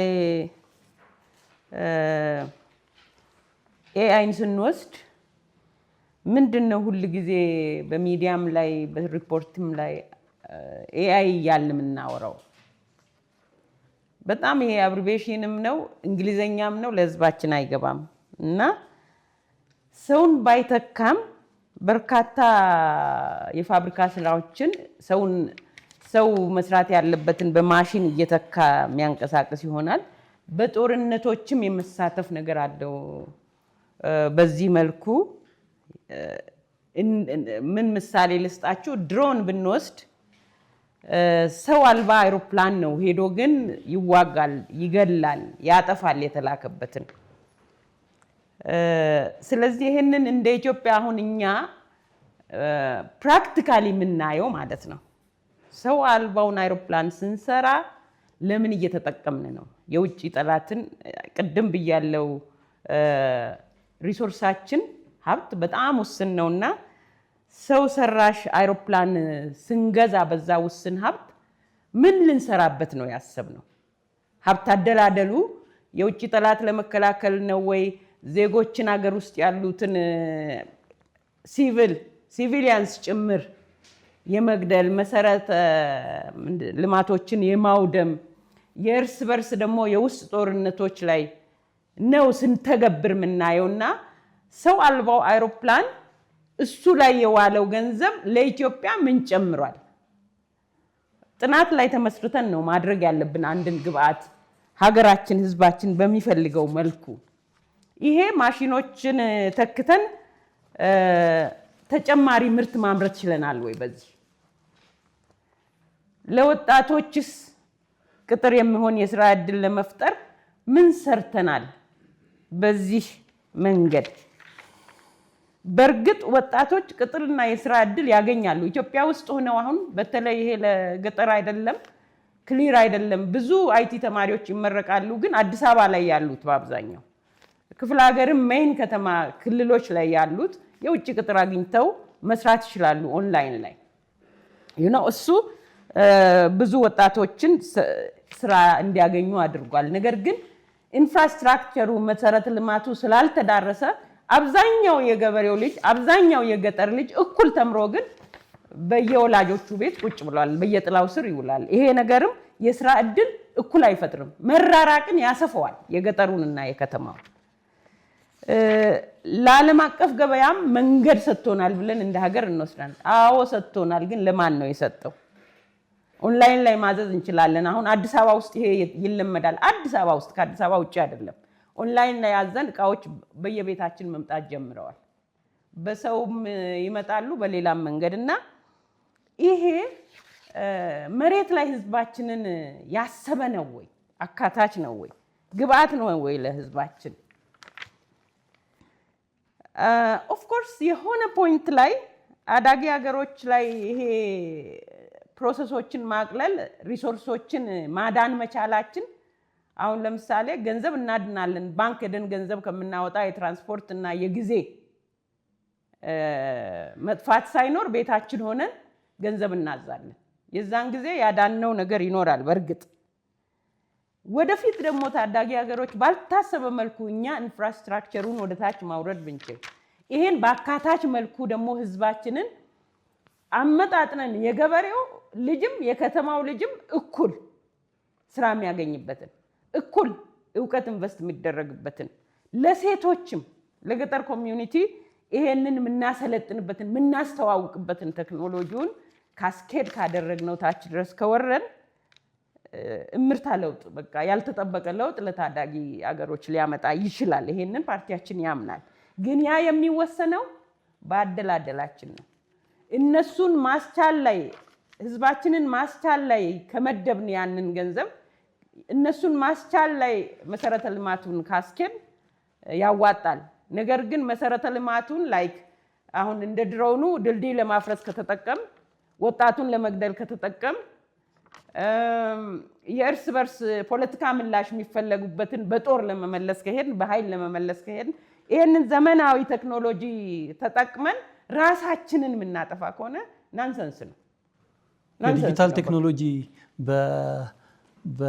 ለመከላከያ ማዘመን ያው አሁን ያለው ተጨባጭ ሁኔታ በዓለም አቀፍ ደረጃ ያሳያል። እያሉን ያለው የዲጂታል ቴክኖሎጂ ለመከላከያ ብቻ እየተጠቀምንበት ነው እያሉን ያሉት ወይንስ አጠቃላይ ግንዛቤውን አይደለም? ጠቅላላ ግን ህዝባችን መገንዘብ ያለበት ለሌላውም ለፋብሪካውም ልንጠቀም ችለናል የተወሰነ። በአብዛኛው ግን ኮንትሮሊንግ ሜካኒዝም ላይ ነው ያዋል ነው መዘርዘር እንችላለን ወደ በኋላም። ከዛ ደግሞ የመከላከያው ቀደም ብለው ላይክ መከላከያው እሱን ልመልስ። መከላከያው ማን ላይ ነው እያዋለ ያለው? መከላከያው ይሄንን መመርመር ማጥናት የለበትም ወይ? ማን ላይ ነው ኢንቨስት እያደረገ ያለው? ከምን ማስረጃ ላይ ተነስቶ ነው እያበለጸገ ያለው? ስንገዛ እኮ ውጪውን እያበለጸግን ነው። የኛን አምራች ኃይል ግን ኢትዮጵያ እኮ ወጣት ብዛት ስላላት እኮ የታደለች ሀገር ናት። ይሄንን ቴክኖሎጂ አዳፕት ለማድረግ የሚያስችለን ኃይል ነው ያለው። እሱን ማሰልጠንና መጠቀም ነው እንጂ እሱን ካጸዳን በኋላ ይሄን ቴክኖሎጂ መተግበር አንችልም። ቀደም ብለው ግን የአጠቃላይ የዲጂታል ቴክኖሎጂ ለቁጥጥር ማለት ሙስናን ለመከላከል አጠቃላይ አሰራር ስርዓትን ለማዘመን ጥቅም ላይ ይውላል ብለዋል። ከዛ አንፃር መንግስት ብልሹ አሰራርን ለመከላከል ዲጂታል ቴክኖሎጂ የሚጠቀም ምኑ ላይ ነው ጉዳቱ? ከቁጥጥር አንፃር ስላነሱ ነው። ምጣኔ አደላደል ላይ እኮ ነው የተሳሳተው። ማኔጅመንቱ ላይ እኮ ነው መስመሩን የለቀቀው። ማኔጅመንቱ መስተካከል አለበት እኮ ነው የምንለው። ለምን መንግስት አሁን ኢንቨስት ባደረገው በዚህ መስክ ኢትዮጵያ ገይን ያደረገችው ነው ያገኘችው ጥቅም ነው የሚበልጠው ወይስ እንደ ህዝብ ጉዳቷ ነው የሚበልጠው? እሱ ነው መታየት ያለበት። ማኔጅመንቱ ላይ ነው እንጂ እኮ እኔ ቅድም ብያለሁ፣ ይሄ እምርታ ለውጥ ለሀገራችን ያመጣ ነበር ፕሮፐርሊ ተጠቅመን ቢሆን ኖሮ። ሶ ኢትስ አጠቃቀማችን ትክክል አይደለም ነው የምንለው። ቴክኖሎጂውን እየተቃወምን አይደለም። እየተገበረ ያለው የዲጂታል ኢኮኖሚ እናንተ ዲጂታል እየተጠቀማችሁ ያላችሁ ቴክኖሎጂ አብዛኛው ወደ መከላከያውና ህዝብ ላይ ወደሚደርስ ጉዳት ላይ ነው የደረሰው። ወደ ህብረተሰቡ የወረደ ነገር ሳይሆን ያለው እናንተ እየተጠቀማችሁበት ያለው ለምሳሌ ድሮንን የጠቀሱት አብዛኛው ባላንሱን የሳተ ነው። እናንተ ህብረተሰቡን ለመቆጣጠር ነው የዋላችሁት ነው። ታንክ ዩ። አሁን ሰዓቴን ሼር እያደረጋችሁ ስለሆነ እንደ ሶዴፓ በእነዚህ ውስንነቶች ዙሪያ መሻገሪያውን ይሄንን ነገር እንደ ድልድይ ህዝባችንን ካለበት ትንሽ እልፍ ለማድረግ ነው መጠቀም ያለብን እንጂ ካለበት እንዲወድም አይደለም መሄድ ያለብን። ይሄን ለማለት ነው። እንደው እንደ ነገሩ ማንሳት የምፈልገው ጥያቄ ብዙ ጥያቄ ማንሳት አልፈልግም። ለምን የተለመደ ነገር ከታየ የተለመደ ውሸት ከታየ ያስቸግራል። ከብልጽግና በኩል እንደ መግቢያም የቀረበው የተለመደ ትርክት ነው። ለህዝባችን ያ ብዙ ክሊር አያደርግም። ለምን ወደ ህዝብ የሚቀርቡበትን ፊትና ሪል አጀንዳ ያስፈልጋል። አሁን ያለፈውን ነገር እንደ ትርክት ሳይሆን ዲስኩር አይነት ነገር ከሚቀርብ በምን መልኩ ነው ከመንግስት ኢኮኖሚ ወደ ግል ወደ ህዝብ ኢኮኖሚ ወርደናል ማለት ነው ይችላል? አሁን እኮ የህዝብ ኢኮኖሚ ቀጭጮ አልቋል። ከዛ በኋላ የመንግስት ኢኮኖሚና የመንግስት ጥገኛ የፖለቲካ ጥገኝነት ያለው ባለሀብት ኢኮኖሚ ነው በኢትዮጵያ የሚታየው ያለው። እኛ እኮ ሩቅ ሳንሄድ አሁን የምንከራከርበትን ከተማ አዲስ አበባን መውሰድ እንችላለን እኮ። የት ነው አዲስ አበባ አሁን ያለችው? በእውነት ትውልድን ማዕከል ያደረገ ልማት ነው ብልጽግና ያስበው? እንደው ሰብአዊ የትውልድ ነገር በአይምሮ አለ ወይ? እንደ ሰው ሰብአዊ መብትና ክብር አለው ወይ? ተጠይቆ ነው ወይ የሚፈናቀለው? ተጠይቆ ነው ወይ ሱቁ የሚፈርሰው? ተጠይቆ ነው ወይ ቤቱ የሚፈርሰው? ተጠይቆ ነው ወይ ከከተማ የሚወጣው? ተማምኖና ተግባብቶ ተነጋግሮ ቢሆን ኖሮ ኮሪደር ልማቱም እኮ የሁሉ ደስታ ነው። እነሱ ግን መተው እንኳን ሊናፈሱ ሊደሰቱበት ማየትስ ይችላሉ ወይ? ከዛ አሁን ከተወረወሩበት ከአዲስ አበባ ውጪ እኮ ኢቭን መተው ያንን ቦታ ተመልሰው የማየት አቅማቸው በጣም ውስን ነው። በጣም ትልልቅ ሰዎች፣ የአርበኞች ልጆች፣ የልጅ ልጆች፣ የጥንት አርበኞች ናቸው። አዲስ አበባ ላይ ከጦርነት መልስ እንደ ጦርነት ግብአት ተደርጎ ይሄን ለኢትዮጵያ ስላደረጋችሁ ተብለው የተመሩ ናቸው በአብዛኛውና ሪሊ ትውልድን ማዕከል አድርገናል ወይ? ይሄንን በጣም አዝናለሁ። 10 ደቂቃ አልፏል። የነጻነትና እኩልነት ሰዓት ወደ ኋላ ላይ እያብቃቃን እየጨመረን ስለሆነ እሱ ላይ ታገኙታላችሁ። ወደ ብልጽግና እናልፋለን። አቶ በረከት ፍሳጽዮን አመሰግናለሁ። ውድ ኢትዮጵያውያን በድጋሚ እንኳን ለሰባተኛው ሀገራዊ ምርጫ አደረሳችሁ። እንደሰማችሁት በተፎካካሪዎቻችን ችግሮችን ከማራገብ ባለፈ አጠቃላይ የኢትዮጵያ ኢኮኖሚ ያለበትን ታሪካዊ ስብራት እንዲሁም ደግሞ የተረከብነውን የኢኮኖሚ ደረጃ በአግባቡ እንደማይረዱ ያሳዩበት ነው። በአጠቃላይ የሀገራችንን ብልጽግና ለማረጋገጥ መንገዱንም መሰራት ያለበትንም ጉዳይ ችግሩን ከመናገር ባለፈ መፍትሄዎችን ማቅረብ የማይችሉ መሆኑን እንደታዘባችሁ መገንዘብ ይቻላል። በአብዛኛው የሚያተክሩት ሀብት ከመፍጠር ይልቅ በአጠቃላይ ሀገራችን የተትረፈረፈ ሀብት እንዳላትና መንግስት ብቸኛው የሀብት ምንጭ እንደሆነ በዜጎቻችን የልማት አቅም የተባበረ ክንድ እምነት እንደሌላቸውና በአጠቃላይ የመንግስትን ሚና እና የግል ዘርፍ ሚና በምጣኔ ሀብት ውስጥ በኢኮኖሚ ልማት ውስጥ የመንግስትን ሚናና የዜጎችን ሚና የግል ሴክተሩ ሚና በአግባቡ ያለዩ እንደሆነ የሚያሳይ ነው። በአጠቃላይ የሚያስቡት የሌለውን ሀብት በማከፋፈል ድህነትን የበለጠ ወደ ከፍተኛ ደረጃ ማድረስ እንደሆነ ማየት ይቻላል። በአንጻሩ ፓርቲያችን በብዙሃ ዘርፍ በብዙሃ ጠቃሚነትና በብዙሃ ተዋንያን ዘርፎች በብዙሃ ዘርፍ ተዋንያን አካታችነትን ያለውን ሀብት በአግባቡ በህዝብ ፍላጎት በዜጎች ፍላጎት መሰረት ማድረግ ስንችል ሀብት ስላለን እኮ ነው ኮሪደር መንገድ ላይ ያፈሰሰ በተደጋጋሚ ስለተነሳ መጣበታለሁ። ቤተ መንግስት የሰራ ነው። በተደጋጋሚ ስለተነሳ መጣበታለሁ። እሱ ላይ ሀብት አለን፣ አጠቃቀሙን እኮ ተሳሳተ። አካታችነትን በአጠቃላይ ፓርቲያችን በአንጻራዊነት ጀነራል ውንጀላ ሲሆን ደግሞ ማለት ስብራቱን አልተረዱም፣ የኢኮኖሚ ፖሊሲያቸውን አላቀረቡም። እኛ ማኒፌስቶችን አቅርበን ለእያንዳንዱ ማንን አካታች መደረግ አለበት የሚለውን ነገር ተናገርና አሉባልታ ይዛችሁ ነው እንደመጣችሁ። በአንጻራዊነት ተደጋጋሚ ስላነሳችሁ ትሄድበታለሁ። ፓርቲያችን በግልጽ የኢኮኖሚ ሞዴል በብዙሃ ዘርፍ በብዙሃ ተጠቃሚ በብዙሃ ተዋናይ የገጠሩን የከተማውን ህዝብ የሚያንቀሳቅስ የኢኮኖሚ ስራዎችን ሰርቷል። በዚህም አካታችነትን አረጋግጧል። ለምሳሌ ያህል በስንዴ ልማት፣ በሌማት ትሩፋት፣ በገጠር ኮሪደር የጀመርናቸው ስራዎች፣ በከተማ ኮሪደርም እንዲሁ የሰራናቸው ስራዎች መጠነ ሰፊ የሆነ እምርታ ያመጡ ናቸው። በዲጂታል ኢኮኖሚም የዲጂታል ኢኮኖሚ ያለውን ሙሉ ስዕል በሚያሳይ መልኩ የኢኮኖሚያችን አንደኛ የኢኮኖሚ ምንጭ እና መሰረት አድርገን መሰረተ ልማት በፋብሪካዎች፣ በግብርና ማዘመን፣ በማዕድን ዘርፎቻችን እንዲሁም ደግሞ በመንግስት አገልግሎት አስተዳደርና አስተዳደር ዘርፍ ከፍተኛ ለውጦችን እያመጣን ነው። ከተነሱ ጥያቄዎች አንጻር አንድ ባንድ ለመመለስ ሞክራለሁ። የውጭ ብድርን በተመለከተ ቀደም ብዬ እንዳልኩት የተረከብነውን ኢኮኖሚ ባለመረዳት የሚነሳ ጥያቄ ነው። በአብዛኛው የተበደርነው ብድር ከለውጡ በፊት የቀደመው አስተዳደር የተበደረው ብድር ነው። በአንጻሩ ባልደረቤ እንዳለችው 13 ቢሊዮን ዶላር የሚጠጋ ብር አይደለም፣ በነገራችን ላይ 13 ቢሊዮን ዶላር የሚጠጋ ገንዘብ ብድርን ከፍለን የዕዳ ጫናችንን ከፍተናል፣ ቀንሰናል። ከዛም ባለፈ የኮመርሻል ብድር በከፍተኛ ኢንተረስት ያላቸውን ብድሮች ቀንሰናል፣ አቁመናል። የምንበደራቸው ብድሮች የረጅም ጊዜ ኢንተረስት ብድር አከፋፈል የሚጠይቁ እንዲሆኑ አድርገናል።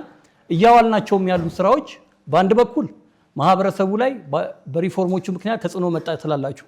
በሌላ በኩል እነዚህን ፋይናንሶች በመጠቀም ማህበረሰባችንን እየደገፍን ተጽዕኖ የደረሰባቸውን ዜጎችን እየደገፍን ነው። ለምሳሌ ያህል በ2017 ብቻ በ2017 ዓመተ ምህረት ብቻ 390 ቢሊዮን ብር ለተጋላጭ ዜጎች ለነዳጅ ድጎማ፣ ለማዳበሪያ ድጎማ፣ ለመሰረታዊ ሸቀጦች ድጎማ ድጋፍ አድርገናል። ማዳበሪያም በኩንታል 3700 ብር ለአርሶ አደሮቻችንን በመደገፍ ነው እያደረስን ያለ ነው። በዓለም አቀፍ የገበያ ሰንሰለት መዛባት ውስጥ ሆነን የገበያ መዛባት ባለበት የዓለም ዋጋ በጨመረበት ሁኔታ ይህንን እያቀረብን ነው። ስለ ፓርኮች፣ ስለ ኮሪደር ልማታችን አጠቃላይ ስለሰራናቸው የቱሪስት መዳረሻዎች የተነሳውም ፍጹም የእነዚህን ፕሮጀክቶች የእነዚህን ኢኒሼቲቮች ሚና ባለመረዳት የሚመጣ ነው። እነዚህ ኢኒሼቲቮች የእሴት ሰንሰለታቸው በጣም ከፍተኛ ነው። በአንድ በኩል ስራ ስለመፍጠር ታወራላችሁ። በኮሪደር ልማታችን በገበታ ለሀገር ፕሮጀክቶቻችን ሰፊ የሆነ ስራ ዕድል ፈጥረናል። የቱሪዝም ስበትን እያከፋፈልን ነው። ኢትዮጵያን ቀዳሚ የአፍሪካ የቱሪዝም ማዕከል እያደረግናት ነው። በአንጻራዊነት ጠላቶቻችን የሚያራግቡትን ኢትዮጵያ ይህንን ዘርፍ ተጠቅማ ተጠቃሚ የምትሆንበትን የሞኛችሁ ያመጣችሁትን ገንዘብ ለገጽታ ግንባታ ከማዋል ውጪ ለህብረተሰቡ የህብረተሰቡ የጤና ችግር ነው የቀረፋችሁት፣ የትምህርት ችግር ነው የቀረፋችሁት። ምናልባት አንድ ጥሩ ነገር ማነሳው የተማሪዎች ምገባ ያነሳችሁትን ነው። በአይኔም ስላየሁት እሱኛውን ኢትስ ጉድ ልክ እንደዛ የወረደ ወደ ህብረተሰቡ የወረደ ስራ ያመጣችሁት አለ። አሁንም የተበደራችሁ የነዚህ ፕሮጀክቶች ጥያቄው ግልጽ ነው። ምን አዋላችሁ?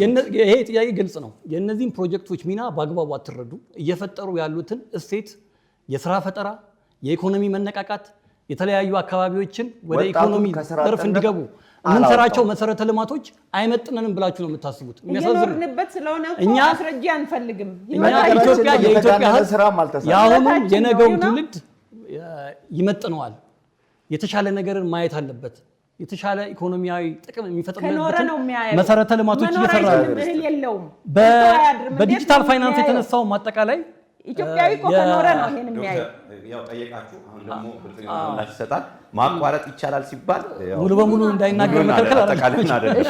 የነሱ የብልጽግና የምላሽ በዲጂታል አንጻርም የተነሳው አጠቃላይ የዘርፉን አጠቃላይ ሚና ባለመረዳት ነው። ስለ ዲጂታል ፋይናንስ እናወራ፣ ስለ ቴሌብር አይደለም። አጠቃላይ የኢንተርኔት ባንኪንግ አለ። በዛ ውስጥ የቴሌብርን ድርሻ ብናይ በጣም ትንሽ ፐርሰንት ነች። በሞባይል ትራንስፈር አንጻር ካየ ነው የተወሰነ ድርሻ ይኖረዋል። የግል ባንኮችን በዚህ ውስጥ ተሳታፊ ናቸው፣ ኢንክሉዲንግ የሳፋሪኮምን ጨምሮ። ስለዚህ በአጠቃላይ በሞኖፖሊ ሳይሆን የተያዘው የፋይናንስ ዘርፋችንን ውጤታማነት ለማጎልበት በስፋት እየተሰራ ያለ ስራ ነው። በሌላ መልኩ ስታነሱት የነበረውን ሙስናን ለመቆጣጠር አገልግሎት አሰጣጥን ለማጎልበት በመሶብና በዲጂታል አገልግሎት እየሰራናቸውን ስራዎች በአግባቡ ካለመረዳትና ከመረጃ ነፃነትም አንጻር የመንግስት ሚና ባለመረዳት ነው። ይሄንን ሚና ሌላ ዘርፍ ወይም ደግሞ የግል ሴክተር ሊይዙ አይችልም። ያንንም ደግሞ ከማረጋገጥ አንጻር ህጎችን ተግባራዊ እያደረግን ነው። የመረጃ ጥበቃ አዋጅ ተግባራዊ ተደርጓል። የኢትዮጵያ ኮሚኒኬሽን ኦቶሪቲ ይሄንን ስልጣን ተሰጥቶት እየተቆጣጠረ ነው። የኢንፎርሜሽን ደህንነት መረጃ አስተዳደርም በተመሳሳይ የሳይበር ጥቃትን እየተከላከለ ነው። የንግድ ባንክ የተባለው መሰረተ ቢስ ነው። ምክንያቱም የሳይበር ጥቃት ሳይሆን የሰዎች ኤረር የፈጠረው ችግር ነው። በሳይበር ደግሞ በቴክኖሎጂ በዲጂታል ደግሞ የተሻለን ስለሆነ ጥያቄዎቻችሁን አቅርባችኋል። ምላሽ ያጋጠመውንም ችግር ኩዊክሊ መፍታት ተችሏል። በዲጂታል አማራጭ በአግባቡ ለመፍታት ተችሏል። በመሰረታዊነት የሳይበር ጥቃት አይደለም፣ የተሳሳተ መረጃ ነው። ያጋጠመው ችግር የሰዎች ስህተት ነው፣ የተፈጠረ ስህተት ነው። ያንን ስህተት ደግሞ በፍጥነት መልሰናል። የውጭ ምንዛሬ ያደረግነውንም ሪፎርም እንዲሁ በአግባቡ ካለመረዳት የሚመጣ ነው። የውጭ ምንዛሬ ሪፎርም ማካሄዳችን ኢኮኖሚያችንን አንቆ የነበረውን ማነቆ በመፍታት መሰረተ ሰፊ የሆኑ ለውጦች እያመጣ ነው። የኤክስፖርት ምርታችን $8 ቢሊዮን ደርሷል። በዚህ ዓመት 10 ቢሊዮን እንዲደርስ እየተጋ ነው። ከዛ ባለፈ የውጭ ቀጥተኛ ኢንቨስትመንት ወደ $17 ቢሊዮን በ5 ዓመት አግኝተናል። በቅርቡ እንኳን እንደሰማችሁት በቅርቡ በ10 ቢሊዮን ዶላሮች በአንድ ዓመት ብቻ ለመሳብ የሚያስችል እድል ፈጥሮልናል። የሀገር ውስጥ ምርቶች በኢትዮጵያ እንዲተኩ አድርጓል። ለምን ከውጭ ይጣልብን የነበሩ ምርቶች እንዲገደቡ በማድረግ የሀገራችን አምራቾች እንዲስፋፉ አድርገናል። ይሄንን ሪፎርም ያደረግነው በጥንቃቄ የፖሊሲ ነፃነታችንን በጠበቀ መልክ ነው። ህዝባችን ላይ የሚያደርሰውንም ጉዳት በተመጠነ አግባብ ለመመለስ ሞክረናል። ተጽዕኖ ቀንሰናል። ቅድም እንዳልኩ 390 ቢሊዮን ብር አካባቢ ለተለያዩ መሰረታዊ ሸቀጦች ድጋፍ አድርገናል። ከህዳሴ አንጻር የተነሳው እንዲሁ ያው የመንግስትን ሚና ከማሳነስ የፓርቲያችንን ሚና ከማሳነስ አንጻር የተነሳ ነው። የኃይል ማመንጨትን 9554 ሜጋዋት ያደረስነው ህዳሴ ግድብ እያመነጨ ባለው ከዓመት በፊት ህዳሴ ግድብ ማመንጨት ከመጀመሩ በፊት የነበረውን የኃይል ማመንጨት አቅም ብናይ ወሳኝ ጥያቄያችን ነው። ምን ያህል እያመነጨ ነው? ምን ያህል ገቢ 9554 ሜጋዋት የደረሰው ባለፈው ዓመት ከነበረው ግማሽ የሚጠጋ በሙሉ አቅሙ እያመነጨ ነው። በሙሉ አቅሙ ለማምረት አንደኛ የኃይል ማመንጫውን የላይፍ ሳይክል ባለመረዳት የመጣ ነው። በአጠቃላይ የተፎካካሪ ፓርቲዎቻችን ያነሱት ሁኔታዎችን ባለመረዳት የመጣ ነው የሚል ነው። አመሰግናለሁ። ደቂቃው ያልቅና የነፃነትና እኩልነት 4 ደቂቃ አላችሁ። ስለዚህ ይሄ 4 ደቂቃ ያልተጠቃለሉ ወይም ያልተመለሱ ምላሾችን የምትሰጡበት ነው የሚሆነው። አሁንም ብልጽግና ፓርቲ ይቀድማል። ከዛ ወደ ሶሻል ዴሞክራቲክ እንሄድና ወደ ትብብር እንሄዳለን። አመሰግናለሁ። ውድ ኢትዮጵያውያን እየተነሱ ያሉትን ጥያቄዎችን እያያችሁ ነው። ሜጀርሊ እየተነሱ ያሉት ጥያቄዎች ኢትዮጵያ አንዱ ከኮሪደር ልማት ጋር ነው። የቅንጦት ነው፣ በጣም ትክክል አይደለም የተወሰነው የሚለው በጣም ነው የሚያሳዝነኝ። በተለይ ዶክተር ሲያነሱ የአርበኛ ልጆች የነበሩበት ቤት ነው የተነሳው ሲሉ አርበኛ ልጆች እኮ ዲዘርቭ የሚያደርጉት ኑሮ መኖር አለባቸው። ሽንት ቤት የሌለበት መመላለስ የማይቻልበት ምንም ልማት ያልነበረበትን እንዴት የአርበኞች ልጆች እያኖሩበት ተነሱ ተብሎ ሲነሳ ትንሽ እኔ አዝኛለሁ ኦነስትሊ። ምክንያቱም የኮሪደር ልማት ከውበቱ ከገጽታው በጣም በላይ ፐርስፔክቲቭ አለው። በህገ መንግስታችን እርሶም እንደሚያውቁት ማንኛውም ኢትዮጵያዊ ጽዱ ንጹህ የሆነ ቦታ የመኖር መብት አለው። ኮሪደር ልማት በመገንባቱ ብቻ አንደኛ መሰረተ ልማቶች ተደራሽ እንዲሆኑ መደረጋቸው፣ ሁለተኛ በአካባቢ ላይ ይደርስ የነበሩ ብክለቶች እንዲቀንስ ማስቻሉ፣ የኮሪደር ልማት የተያያዥነት ያለው የወንዝ ዳርቻ ልማቶች በጎኑ ያለበት ልማቱ ተደራሽ እንዲሆን ኢንፍራስትራክቸሩ የዲጂታል ኢኮኖሚንም ሊያሳልጥ በሚችል መልኩ የለማ ነው። እንደሚያውቁት እርሶም ከአዲስ አበባ የተነሱ ወይም በኮሪደር ልማቱ የተነሱ ወገኖቻችን ተገቢ በሆነ መልኩ ቤት እንዲኖራቸው ቤትም ሲኖራቸው አስፈላጊ መሰረታዊ የሆኑ ልማቶች እንዲኖሩ አስቻይ ሁኔታ ተፈጥሯል። እንደው የተነሱበትን ቦታ ቢችሉ ቢጎበኙ በጣም ደስ ይለኛል። የሄዱበት ቦታ ላይ አካባቢያቸው ላይ ልጆቻቸው የሚቦርቁበት የሚጫወቱበት በቅርብ ርቀት ትምህርት ቤት የሚያገኙበት እንዲሆን አስቻይ ሁኔታ የፈጠረ ነውና ከገጽታ ግንባታ ጋር የሚያያዝ ነው ማለት ትንሽ ኢትዮጵያውያንም ያዋጡበት የግል ዘርፍ ኢንዱስትሪም የተሳተፉበት ስለሆነ በዛ ቢታይና ቢገራ መልካም ነው የሚል እምነት አለኝ። መጠየቅ ስላለብኝ ነው። ደቂቃውን ለመጠቀም ብዙ ጥያቄዎች ስላሉ ከኢንዱስትሪ ጋር ተያይዞ ከኛ ደቂቃ እንሰጣለን፣ ችግር የለውም። ኑሯቸው ሽንት ቤት ሆኖ እንደኖሩ ይሄ አይደለም ዋናው ሰብአዊ ክብራቸውና መብታቸው ተጠብቆ ኮሚኒኬት ተደርገው በአገራቸው ልማት ላይ ተስማምተው መነሳት ይኖርባቸዋል በዋናነት። ሁለተኛ ማህበራዊና ኢኮኖሚያዊ መንፈሳዊ ሳይኮሎጂካዊ ምህዳራቸውን ሳያፈርስ ሳይበትን እዛው ጋር ማስተካከል አይቻልም ነበር ወይ? ሽፍት ማድረግ ከተማ ማውጣት ለምን አስፈለገ? ብዙ ስላነሱ አንደኛው ማህበራዊ ሁኔታቸው እንዳይነጋ አንድ በአካባቢ የነበሩ ማህበረሰቦች ወደ አንድ አካባቢ ሽፍት እንዲያደርጉ ተደርጓል። አንዳንዶቹ ከአዲስ አበባ ከነበሩበትም ቦታ ሳይርቁ የነበሩ መኖሪያ ኤሪያዎች ላይ እንዲገቡ ተደርጓል የሚል ነው። ይሄም ከመረጃ እጥረት ካልሆነ በስተቀር ትክክል ነው፣ ግልጽ ስለሆነ። ሁለተኛ ከኢንዱስትሪ አንጻር ኢንዱስትሪዎች እንዲስፋፉ ኢትዮጵያ ታምርት የሚል ንቅናቄ የግል ዘርፉ እንዲሳተፍ ሰፊ ስራ ተሰርቷል። እርስዎ እንግዲህ እንደሚያውቁት በባለፉት 5 ዓመታት የትኛው ኢንዱስትሪ ተገንባ ያሉት የትኛው ኢንዱስትሪ ነው ያልተገነባው? እስቲ ንገሩኝ።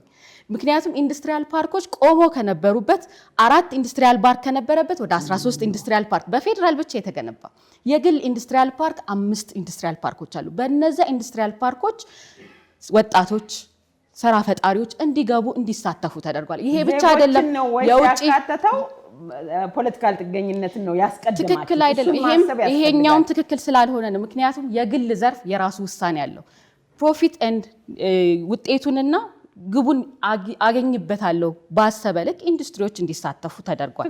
ከኢንፍራስትራክቸር አንፃር አረጋችሁም ነው ዜጋ የምንለው የስራ ዕድል እንዲፈጠርለት ነው። ባለፉት 5 ዓመታት ከ11 ሚሊዮን ወጣቶች ኢትዮጵያውያን አይደለም እንግዲህ ኮሪደር የለሙት በኢትዮጵያውያን አይደለም ካሉ ኢትዮጵያውያን መጠየቅ ካልሆነ በስተቀር የኮሪደር ልማት በኢትዮጵያን የተለማው ኢንዱስትሪዎቻችን በኢትዮጵያ እየለማ ነው።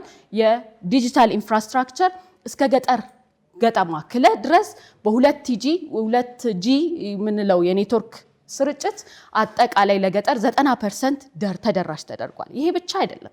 በ4G በ5G እንግዲህ እርሶ ከአዲስ አበባ ካልወጡ በስተቀር ከ100 በላይ የሚጠጉ ከተሞች ወደ 4G ልማቶች እንዲገቡ ተደርገዋል።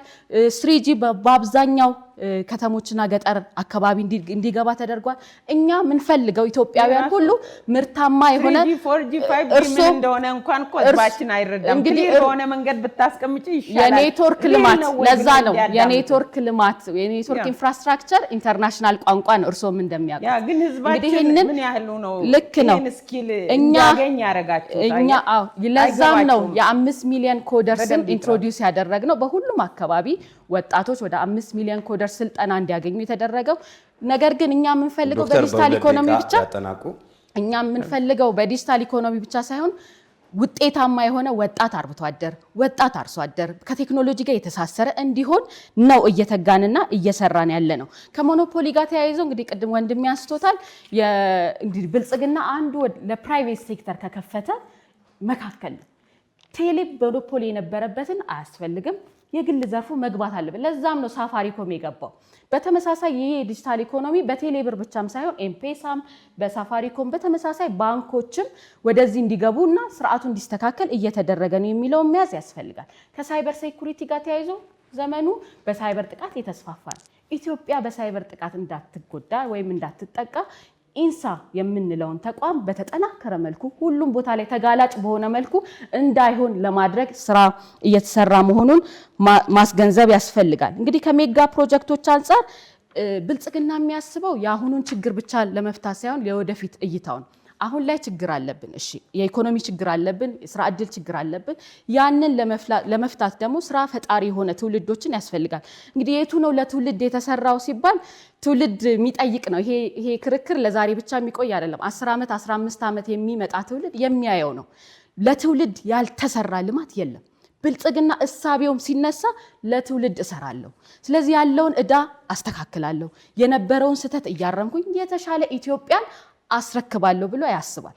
እንግዲህ የተሰሩት ልማቶች የተሰሩ ስራዎች ገጽታም ለመገንባት ቢሆን እሰየው ነው መባል ያለበት። ምክንያቱም ሲቪላይዜሽን ኢትዮጵያ የጀመረች ሀገር ነች።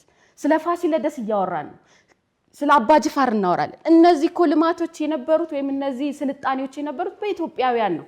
ታዲያ ልማት የሌለበት እንዲሁ የቆመ ሀገር እንዴት ለትውልድ እናስተላልፋለን? አሁን የምንሰራው ስራ ትውልድን ማዕከል ያደረገ ነው። በኢንዱስትሪ በግብርና ሜካናይዜሽን ስንል ኩታ ገጠም ልማቶች እንዲኖሩ ምርታማነትን ለማሳደግ ይሄ ሁሉ ግን በቂ ነው ብለን አናምንም። አሁንም ቢሆን ብልጽግና ብዙ መትጋት፣ ብዙ መስራት፣ ብዙ መለወጥ አለብን ብሎ ያስባል። የብልጽግና የምርጫ ምልክት የስንዴ ነዶ ነው። የስንዴ ነዶን ይምረጡ። ዶክተር አመሰግናለሁ። ወደ ዶክተር ራሄል ያልፍና ከዛ ደግሞ ወደ ትብብር ሲሄድ ደግሞ ወይዘሮ ሊባኖስ። እሺ እንደ ድሃና በእድገት ጅማሮ ላይ እንዳለ ሀገር የውስን ሀብቶቻችንን አደላደል እና አጠቃቀም እንዴት ነው ማየት ያለብን? ይሄ በነገያችንና በተተኪው ትውልዶች ላይ ሊያመጣ የሚችለውን ከፍተኛ ተጽዕኖ በአዎንታዊ ግብአትነት እንዲሳካ እርምጃ መውሰድ ይኖርብናል ብሎ ሶዴፓ ያምናል። ኢትዮጵያ አባባል አላት፣ ቀድሞ ነው እንጂ መጥኖ መደቆስ ኋላ ምን ይሰራል ድስት ጥዶ ማልቀስ። ህዝባችን ልብ ሊል ይገባል። ዛሬ ላይ ስለ ሳይበር ጥቃት ብናወራ፣ ስለ ኤአይ ብናወራ፣ እንደገና ደግሞ ስለ እንሳ ብናወራ ላይገባው ይችላል። ነገር ግን ነገ ላይ ህይወታችን እንዳይበላሽ፣ የልጆቻችን የትውልድ ህይወት እንዳይበላሽ አስተውለን ልንጓዝ ምጣኔ ሀብትንና ዲጂታል ቴክኖሎጂን በማስተሳሰር አቃፊ ስራ መስራት አለበት መንግስት። ስለዚህ ኢሶዴፓ አቃፊ ስራ የዜጎችን ፍላጎት መሰረት ያደረገ የሀብት ድልደላ ስርዓትን መከተል እንዳለብን ያምናል። ከኑሮ ውድነትና ድህነት ለመላቀቅ የሚያግዘንን የጋራ ልማት ለማረጋገጥ ቴክኖሎጂ ያስፈልገናል። ነገር ግን አጠቃቀማችን ይበትነውና በድህነትም እንዳንኖር ከምድር እያጠፋን ነው ያለው፣ ያጠፋናል። ከዚህ እንዴት እንውጣ? የዋጋ ግሽበትን መቆጣጠር አልቻልንም። ይሄን መቆጣጠርና የኢኮኖሚ መረጋጋትን ማረጋገጥ የሚቻለው እኮ በአገራችን እውን ሆኖ ይሄ ስርዓት በአግባቡ ባለመምራቱ የተነሳ ነው እንጂ እልፍ የሚያደርገን ነበር። ቅድምም እንዳነሳሁት ኢሶዴፓ መልካም ነገሮችን እኮ ይደግፋል። የኮሪደር ልማቱን እኮ እንደግፋለን። የሀገራችንን ውበት እኮ እንፈልጋለን። ነገር ግን ቤዚካሊ ለህዝባችን ቅድሚያ መስጠት አለብን እንላለን። ህዝባችን ከከተማው ከወጣ በኋላ በአብዛኛው እነዚህ ዜጎች ቅድም እንዳስቀመጥኩ ስራ ያላቸው አይደሉም። ወይ ጡረተኞች ናቸው ወይም ደግሞ አነስተኛ ኢኮኖሚ ስለሆነ ያላቸው እንደ ገዢው ስርዓት ውጭም ልከው የብዙ የግል ትምህርት ቤቶችም አስተምረው ልጆቻቸውን ቦታ ያላስያዙት እንደሚበዙ በአይናችን ያየነው ነው። እነሱን ማስቻል እና ቢዝነስ የሌለበት ላይ ከከተማ ውጪ ወጥተው ተመሳሳዮች የሚገዛቸው በሌለበት እንደ ፖለቲካ ፓርቲ ዞረን አይተን ነበረ።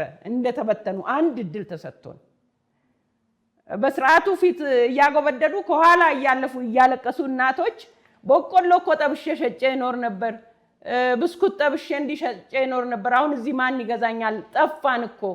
ለኛ ድጋፍ እንዲሰጥ አስተባብሩ፣ እኛ ወተን መናገር አንችልም፣ ድምጽ የለንም፣ ድምጽ ሁኑ እስከሚሉ ይሄንን በጆሮዬ ነው የሰማሁት። ይሄንን አሰራር ይስተካከል ነው ምንለው እንጂ ተቃውሞ የለንም እኮ። ሀገራችን እንድትለማ እንፈልጋለን። ንጹህ ሽንት ቤት አግኝቶ ከሚሞት ቢኖር ይሻለዋል። አመሰግናለን ዶክተር። ወደ ወይዘሮ ሊባኖስ እንሄዳለን። ከትብብር ለኢትዮጵያ አንድነት 6 አመሰግናለሁ። ባለችው ደቂቃ ያለንን የኢኮኖሚ ፖሊሲ ነበር ለማሳየት ያሳኩት። ከዛ በፊት ግን ከደቂቃው አንፃር ወደዚህኛው ገባለሁኝ። አሁን እየተከራከርን ያለነው ጨረቃ ላይ አይደለም። እየተከራከርን ያለነው ጀስት ኢትዮጵያ ውስጥ ነው። ግራውንድ ላይ ያለውን ነገር እናውራ። በተዋቡ አማርኛዎች አንቆለጳጵሶ መናገር፣ ያማሩ ልብሶችን ለብሶ እዚህ ገጽታ የመገንባት ስራ ሳይሆን ያለነው ከህዝባችን ጋር ነው። ህዝቡ ያውቀዋል። ኦሬዲ እኛ እዚህ ጦር ብንወራወርም የቃላት ጦር ብንወራወርም ኦሬዲ ህዝቡ ያውቀዋል። ስለ ተማሪዎች ምገባ ተነስቷል። ቅድም እንዴ ተማሪዎች ብቻ ናቸው እንዴ? ኢኮኖሚ በጣም መምህራኖችን እየመገባችሁ እኮ ነው። አራአያ አድርጌው ሲያስተምረኝ የነበረ መምህሬ መልሶ የመንግስትን እጅ እየጠበቀ ያለ ጊዜ ነው። ይሄ በጎ ነው ወይ ለሚለው ሊትራሊ በጎ አይደለም። መጀመሪያ ብልጽግና ወደ ስልጣን ሲመጣ እጁ ላይ የነበረችውን ገንዘብ ወደ ተማሪዎች ምገባ አዋላት ዘን እየቀጠለ ሲመጣ በእያንዳንዱ ነጋዴ ቤት እየተገባ እኮ ስለ ተማሪዎች ይለመናል እኮ አይደለም እንዴ? ይሄ እኮ የምናየው ነው። በየሰፈር ውስጥ እኮ የሚመጡልን እኮ አሉ። በየወረዳው እንደው ለዚህ የተደራጁ እስኪመስል ድረስ ለተማሪዎች ምገባ ይሄን ያክል ማውጣት አለባቸው። ኢቭን ኢፍ እንደ አፕሪሺየት እየተደረገ ለተማሪዎች ምገባ የሆነ ነገር ያደረገን የአንድ ዜጋ የሆነ ነገር ደግሞ በጎን የሚደረግበት ነገር አለ። ያ እንዳለ ነው። ሌላ ደግሞ እንደው ብልጽግና ቁጥር አይፈራም።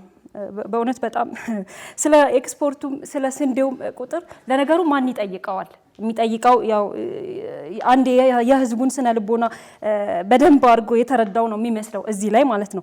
ሊትራሊ ማለት ነው። ቀደም ሲል ብልጽግና ወደ ስልጣን ከመምጣቱ በፊት ኢህአዴግ በነበረ ጊዜ የሚተቸው አሮጌ መኪናዎች ወደ ኢትዮጵያ ውስጥ ለምን ይገባሉ እየተባለ ነበር የሚተቸው ማለት ነው። በሚያሳዝን ሁኔታ ሀገራችን ውስጥ አሮጌ መኪናው ቅንጦት ሆኖብን አሮጌ ልብስ ነው እየለበሰ ያለው። አሮጌ ልብሶች ኢምፖርት እየተደረጉ የአውሮፓ ሰልቫጆች ኢትዮጵያ ውስጥ ገብተው ገበያውን አንሰራፍተውታል። በዚህ በኩል በፊት ሲመረቱ የነበሩት የጥጥ ፋብሪካዎች፣ የኑግ ዘይት ማምረቻ በየሰፈር ውስጥ የነበሩት የኑግ ዘይት ማምረቻዎች አሁን የሉም። እኔ በልጅነቴ ለምሳሌ የምቀዳበት የምገዛበት የነበረው የኑግ ዘይት ማምረቻ የነበሩ ቦታዎች የሉም አሁን። ምኑ ላይ ነው? አገር ውስጥ ያሉ ኢንቨስትመንቶች ከፍ እያሉ ነው። ኢንዱስትሪውን እያሳደግነው ነው። መተሃራ የስኳር ፋብሪካ እንኳን አሁን ያለበት ቁመና እኮ ይታወቃል። ስንት በቁጥር እስቲ ስንት ምን ያህል እንትን ነው ስኳር ነው ወደ ሀገር ውስጥ ገቢ እየተደረገ መንግስት ህግና ስርዓት ላይ መስራት እያለበት ታች ወርዶ ስለ ዘይትና ስለ ስኳር እኮ ነው አሁን እያሰበ ያለው። ወደ ሀገር ውስጥ እኮ እየመጡ ቀበሌ ላይ ተሰልፈው ህዝባችን እኮ ዘይትና ስኳር ነው እየገዛ ያለው። 1 ሊትር ይገዛበት በነበረው የዘይት ዋጋ አሁን ስንት ነው? ያው ይታወቃል፣ ህዝቡ ያውቀዋል። ይሄንን እኔ ለህዝቡ እተዋለሁ። ሌላው ደግሞ ስለ ኢንተርኔት ባንኪንግ እንደ ጥሩ ጎን እየተነሳ እየሰማው ነበረ።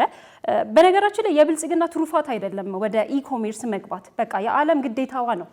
ዓለም ላይ ያሉ ህዝቦች ኢትዮጵያኖች ስደተኞች ናቸው። በዓለም ላይ በሁሉም ሀገራቶች አሉ። እነዛ ህዝቦች ከዛ ወደዚህ የሚልኩበት ገንዘብ ያስፈልጋል።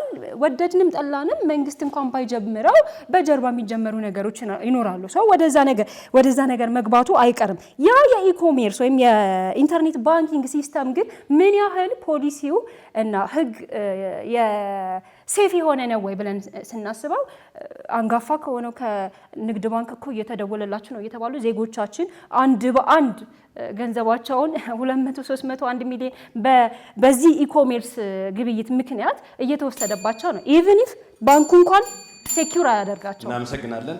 ወይዘሮ ሊባኖስ ሰዓቱን ጨርሷል። ሶስተኛው ዙር ክርክራችን ይሄን ይመስል ነበረ። ወደ አራተኛው ዙር እንሄዳለን። በዚህ ዙር ደግሞ እያንዳንዳቸው 10 ደቂቃ ለምላሽ 30 ደቂቃ አለ። ነገር ግን በኮምፒውተር ወይም በቴሌቪዥን ስክሪናችን ላይ ከአንድ የምጣኔ ሀብት ባለሙያ ጥያቄ ለገዢው ፓርቲና እንዲሁም ለተፎካካሪዎቹ ያቀርባሉ። እዚህ ያሉ እንግዶቻችንም እንደዚሁ ከምጣኔ ሀብት እንደዚሁ ባለሙያዎችም ተማሪዎችም ከንግዱ ማህበረሰብም የመጡ አሉ። በቅድሚያ በኮምፒውተር ስክሪናችን ላይ ያለውን የባለሙያ ጥያቄ እናደምጥና በቀጥታ ወደ እዚህ መድረክ ተሳታፊዎች እንሄዳለን። እዚህ መድረክ ተሳታፊዎች 15 ደቂቃ አጠቃላይ ያላችሁ። በቅድሚያ ግን የምጣኔ ሀብት ባለሙያ የሆኑ ለገዢው ፓርቲና እንዲሁም ለተፎካካሪ ብቻ የተጠቀምነው ካለን ሰዓት አንጻር ነው። በጣም ብዙ ነበረ። ምሁራን አሉ፣ ተማሪዎች አሉ፣ የተለያየ ማህበረሰብ ክፍል ነጋዴዎችም ነበሩ። ግን እዚህ የጋበዝናቸው ደግሞ ሞር ፊት ለፊት ጥያቄ ቢያነሱ ብለን የገደብነው የመጀመሪያውን ጥያቄ ግን የምጣኔ ሀብት ባለሙያም ስለሆኑ ለሁሉም ፓርቲዎች ስላቀረቡ ነው ጥያቄውን ስራ ላይ